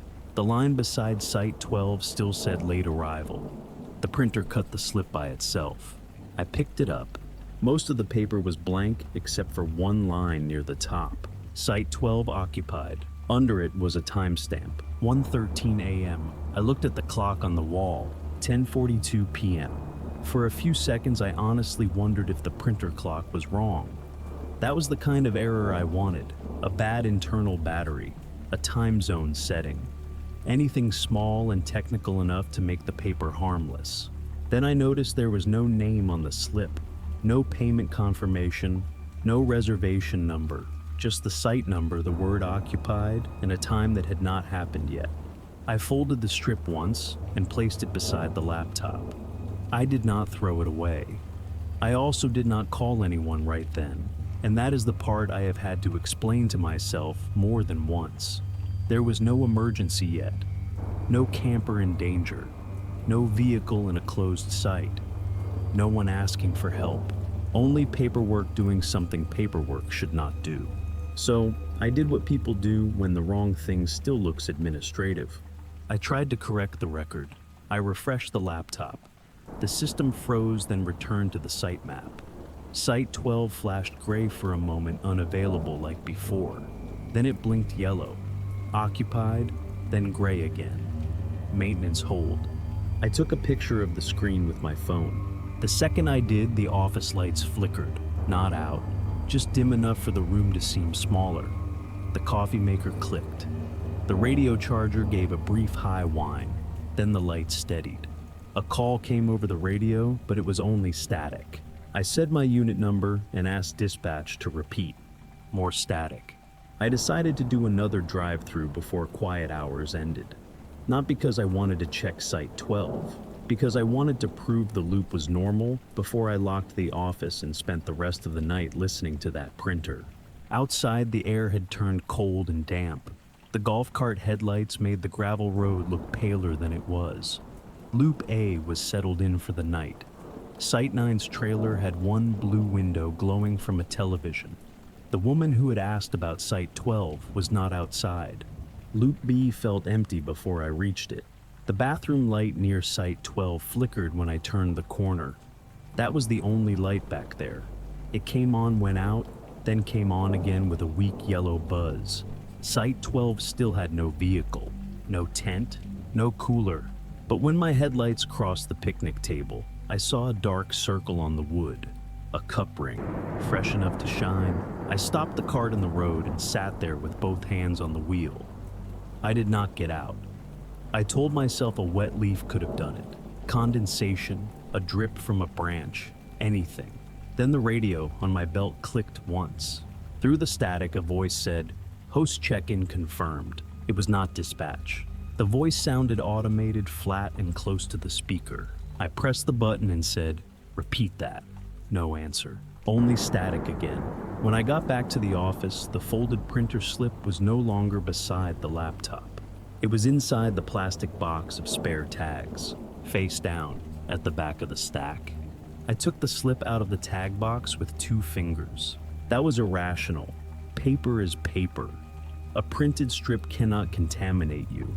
But something about finding it there, tucked behind the unused permits like it belonged with them, made me not want my skin on it longer than necessary. The line had not changed. Site 12 occupied, 1:13 a.m. No name, no reservation number, no balance due. Just the kind of information the system gave you when it wanted something marked and not questioned.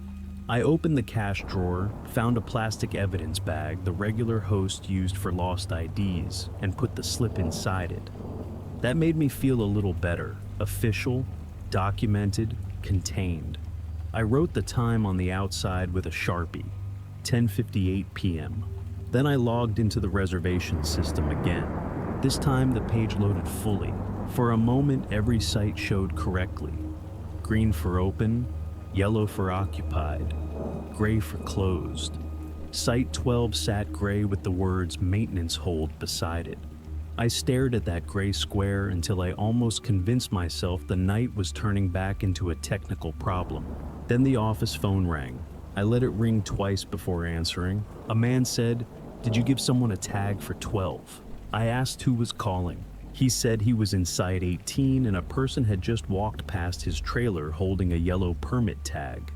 He thought it was strange because the office was supposed to be closed. He said the person was heading toward Loop B. I asked what they looked like. He paused. Couldn't see much, hood up, but they had one of your tags. I looked at the plastic box under the counter. It was closed. I opened it and counted. 30. I counted again slower.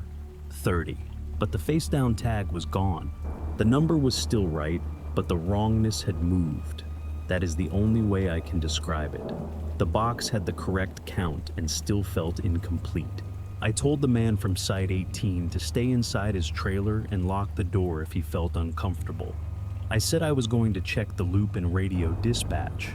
My voice sounded more official than I felt. When I hung up, the laptop refreshed. A new line appeared under activity. Checked in by host, Site 12, 1:13 a.m. Under host name, it listed mine. I stood there so still, the motion light over the office door clicked off behind me. It was not 1:13, it was 11:07. The system had not only logged an event that had not happened yet, it had used my login to do it. That was when I finally called my supervisor. The call did not connect. I tried dispatch through the radio, static.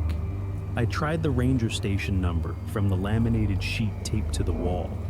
The office phone produced no dial tone at all this time, just a dead heavy silence that made the handset feel useless in my hand. Outside the office window, the campground entrance road sat empty under the porch light. For a few seconds I thought about leaving. I could get in my truck drive to the county road and call from there. But leaving meant abandoning the campground with families still inside it. It meant ignoring a report of someone walking toward a closed site with one of my permit tags. It meant trusting that whatever was happening would remain administrative after I walked away from the desk. So, I made the safer-looking mistake. I stayed responsible. I grabbed the radio, the flashlight, and the clipboard. I did not take the whole tag box. I did not want it near me. Before I left the office, I checked the drawer where the regular host kept old site keys, spare batteries, and blank incident forms. At the bottom was a folded maintenance sheet for Site 12. The page was dated the week before. Reason for closure: unstable ground near old tent pad. Remove sleeve from post before reopening. Remove sleeve. I read that line 3 times. Site 12 was not supposed to have a plastic permit sleeve at all. Something tapped outside the office. Not the window, not the door. A small plastic sound from somewhere down the road carried through the dark like it was close enough to touch. Tap, tap, tap. I did not drive the golf cart back to Loop B. That was the first useful decision I made that night. The cart was loud, slow, and too open on all sides. I took my truck instead. Doors, locks, headlights, a working horn. Those things mattered more than campground procedure by then. I radioed once more before leaving the office. Static answered, so I wrote a note on the counter in case anyone came looking for me, checking Loop B, possible unauthorized camper near Site 12. Then I stopped crossed out camper and wrote activity instead. I do not know why that felt more accurate. The road to Loop B looked longer through the windshield than it ever had from the golf cart. I drove slowly with the high beams on passing dark tents, parked trailers, and picnic tables shining with dew. Every normal object looked staged under the light. A child's bike against a tree, a cooler under a tarp, a lantern turned off on a table. Nothing moved. Near Site 18, the trailer blinds were closed. I could see the shape of someone standing just inside, watching through a thin gap. I did not stop. I raised one hand so they would know it was me and kept driving. The bathroom light near Site 12 was out. That was the first thing I noticed when I turned into the back loop. Earlier it had flickered. Now the whole bend sat dark, except for my headlights pushing across the gravel. Site 12 appeared slowly. Empty pull-in, empty tent pad, empty picnic table. No camper, no person in a hood, no vehicle. I parked in the road, not in the site. I left the engine running and the driver's door cracked open. The maintenance sheet was folded in my jacket pocket and the words "remove sleeve" kept pressing against my mind. The post was still there, number 12 in faded white, and attached to it was a plastic sleeve. Inside the sleeve was a yellow permit tag. It was facing backward, not moving, not tapping. Just turned around so the blank yellow back showed through the dirty plastic. That was worse than if it had been swinging. It looked placed, deliberate, like someone had finished a task and stepped away before I arrived. I stayed by the truck for a long time. Then I did what I had been trained to do. I documented. I took a photo of the post from the road. I took another with the maintenance sheet held up in the edge of the frame. I took a third of the empty pull-in. Only after that did I step closer.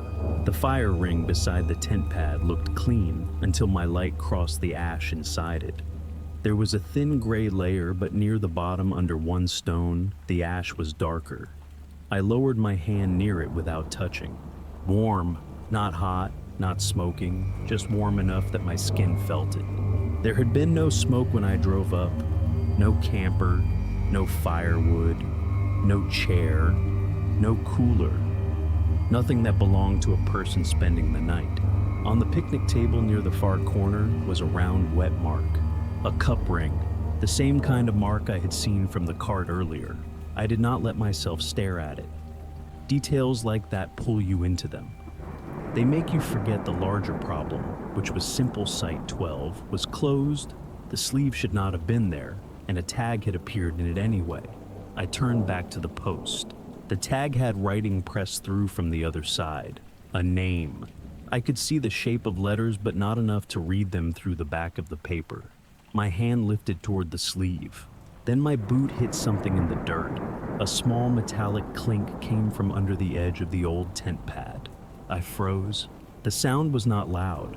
It was the kind of sound a tent stake makes when it hits buried metal. But I was not hammering anything. I had only shifted my weight. I pointed my flashlight down. A thin scrape of silver showed through the dirt near the pad, half hidden by pine needles. It looked like the curved top of an old stake, or part of one buried almost flush with the ground. That was enough. I did not pull it out. I backed away from the post, got into the truck, and locked the door. The laptop could wait. The clipboard could wait. Whatever name was on that tag could wait until daylight and another person standing beside me. As I put the truck in reverse, my headlights swept across the tag one last time. For a second, the paper shifted inside the sleeve. Not turned, not by wind, just enough for the lower corner to lift. I saw the name then. First name only and one initial. Daniel M. I did not know anyone by that name. But the reservation slip from the office was still in my pocket, sealed in the plastic bag. When I got back and looked at it again, there was a new line printed beneath the old one. Site 12 occupied. Guest, Daniel M. Checked in by host, 1:13 a.m. I did not go back to Site 12 after that. Not alone. I sat in the office with the door locked, the porch light on, and the truck parked close enough that I could see it through the front window.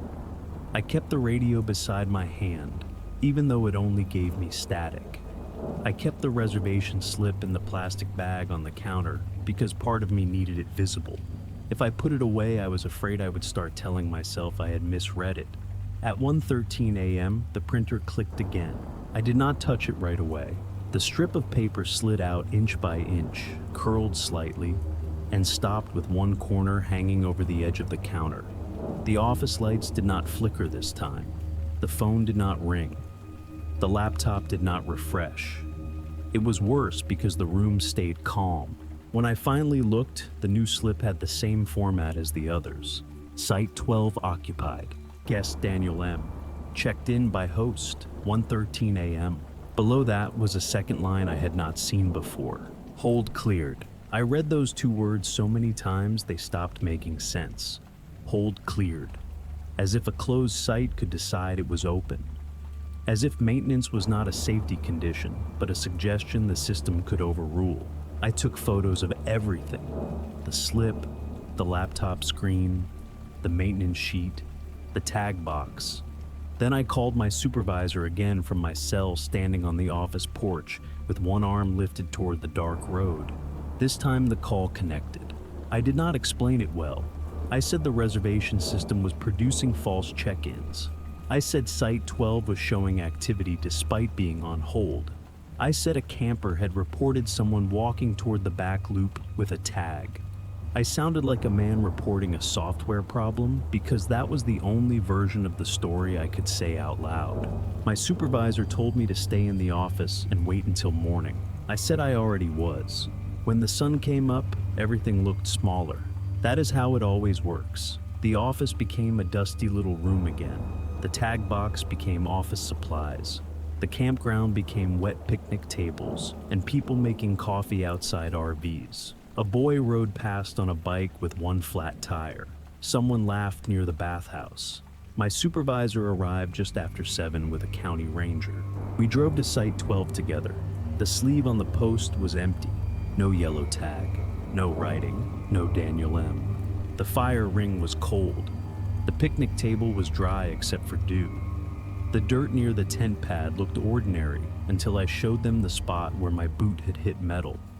The ranger knelt, brushed pine needles aside, and found the curved top of an old tent stake buried almost level with the ground. He pulled it loose with 2 fingers. It was rusted bent and stained dark near the hook. He said old sites collected old gear all the time. I said the sleeve was not supposed to be there. That made him look at the post again. We checked the maintenance sheet, removed sleeve from post before reopening. He frowned, took a screwdriver from his truck, and removed the plastic sleeve while I stood beside him. It came off easily. 2 screws. No resistance. No hidden trick. Back at the office, the laptop showed Site 12 as maintenance hold. No check-in, no Daniel M., no host activity at 1:13 a.m. The printer history was empty. I showed them the photos on my phone. My supervisor looked at them without speaking for a while. Then he asked me to email everything to him before I left. His voice was careful, not dismissive, not convinced either. The plastic bag with the printed slips was gone from the counter. I know that sounds impossible. There were 3 of us in the office. No one had taken it. No one had opened the drawer. But the bag was not there anymore. The only thing on the counter was the clipboard. I wanted to quit right then. Instead, I helped close the office because that was what people do when they are trying not to fall apart.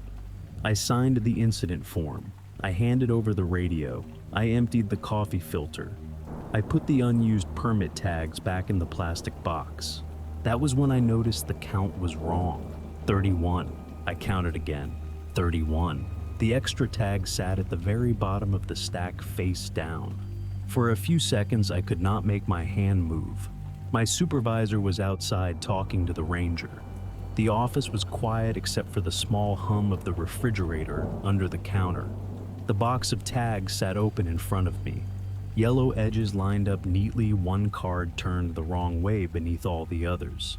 I lifted it. The back was plain yellow, but faint pressure marks showed through from the other side. I turned it over. My first name was printed on the top line. Just my first name and the first letter of my last name. The sight line said 12. The check-in date was the next day. The checkout line was blank. I put it back exactly where I found it and left without finishing the form. Nobody stopped me. 3 days later, I got an email from the county reservation system. It came at 1:13 a.m. I saw it when I woke up for work and almost deleted it before the subject line registered. Reservation confirmed Site 12. I opened it because some part of me already knew. The guest name was mine. The created time was 3 days earlier. The employee login used to create it was mine too. I was never assigned Site 12, but the system said I had already checked myself in. Some mistakes end when you get home, some do not. If you noticed what came back near the end, leave a comment. Do not explain it too clearly. Just tell me when you caught it. Different campsite, same mistake.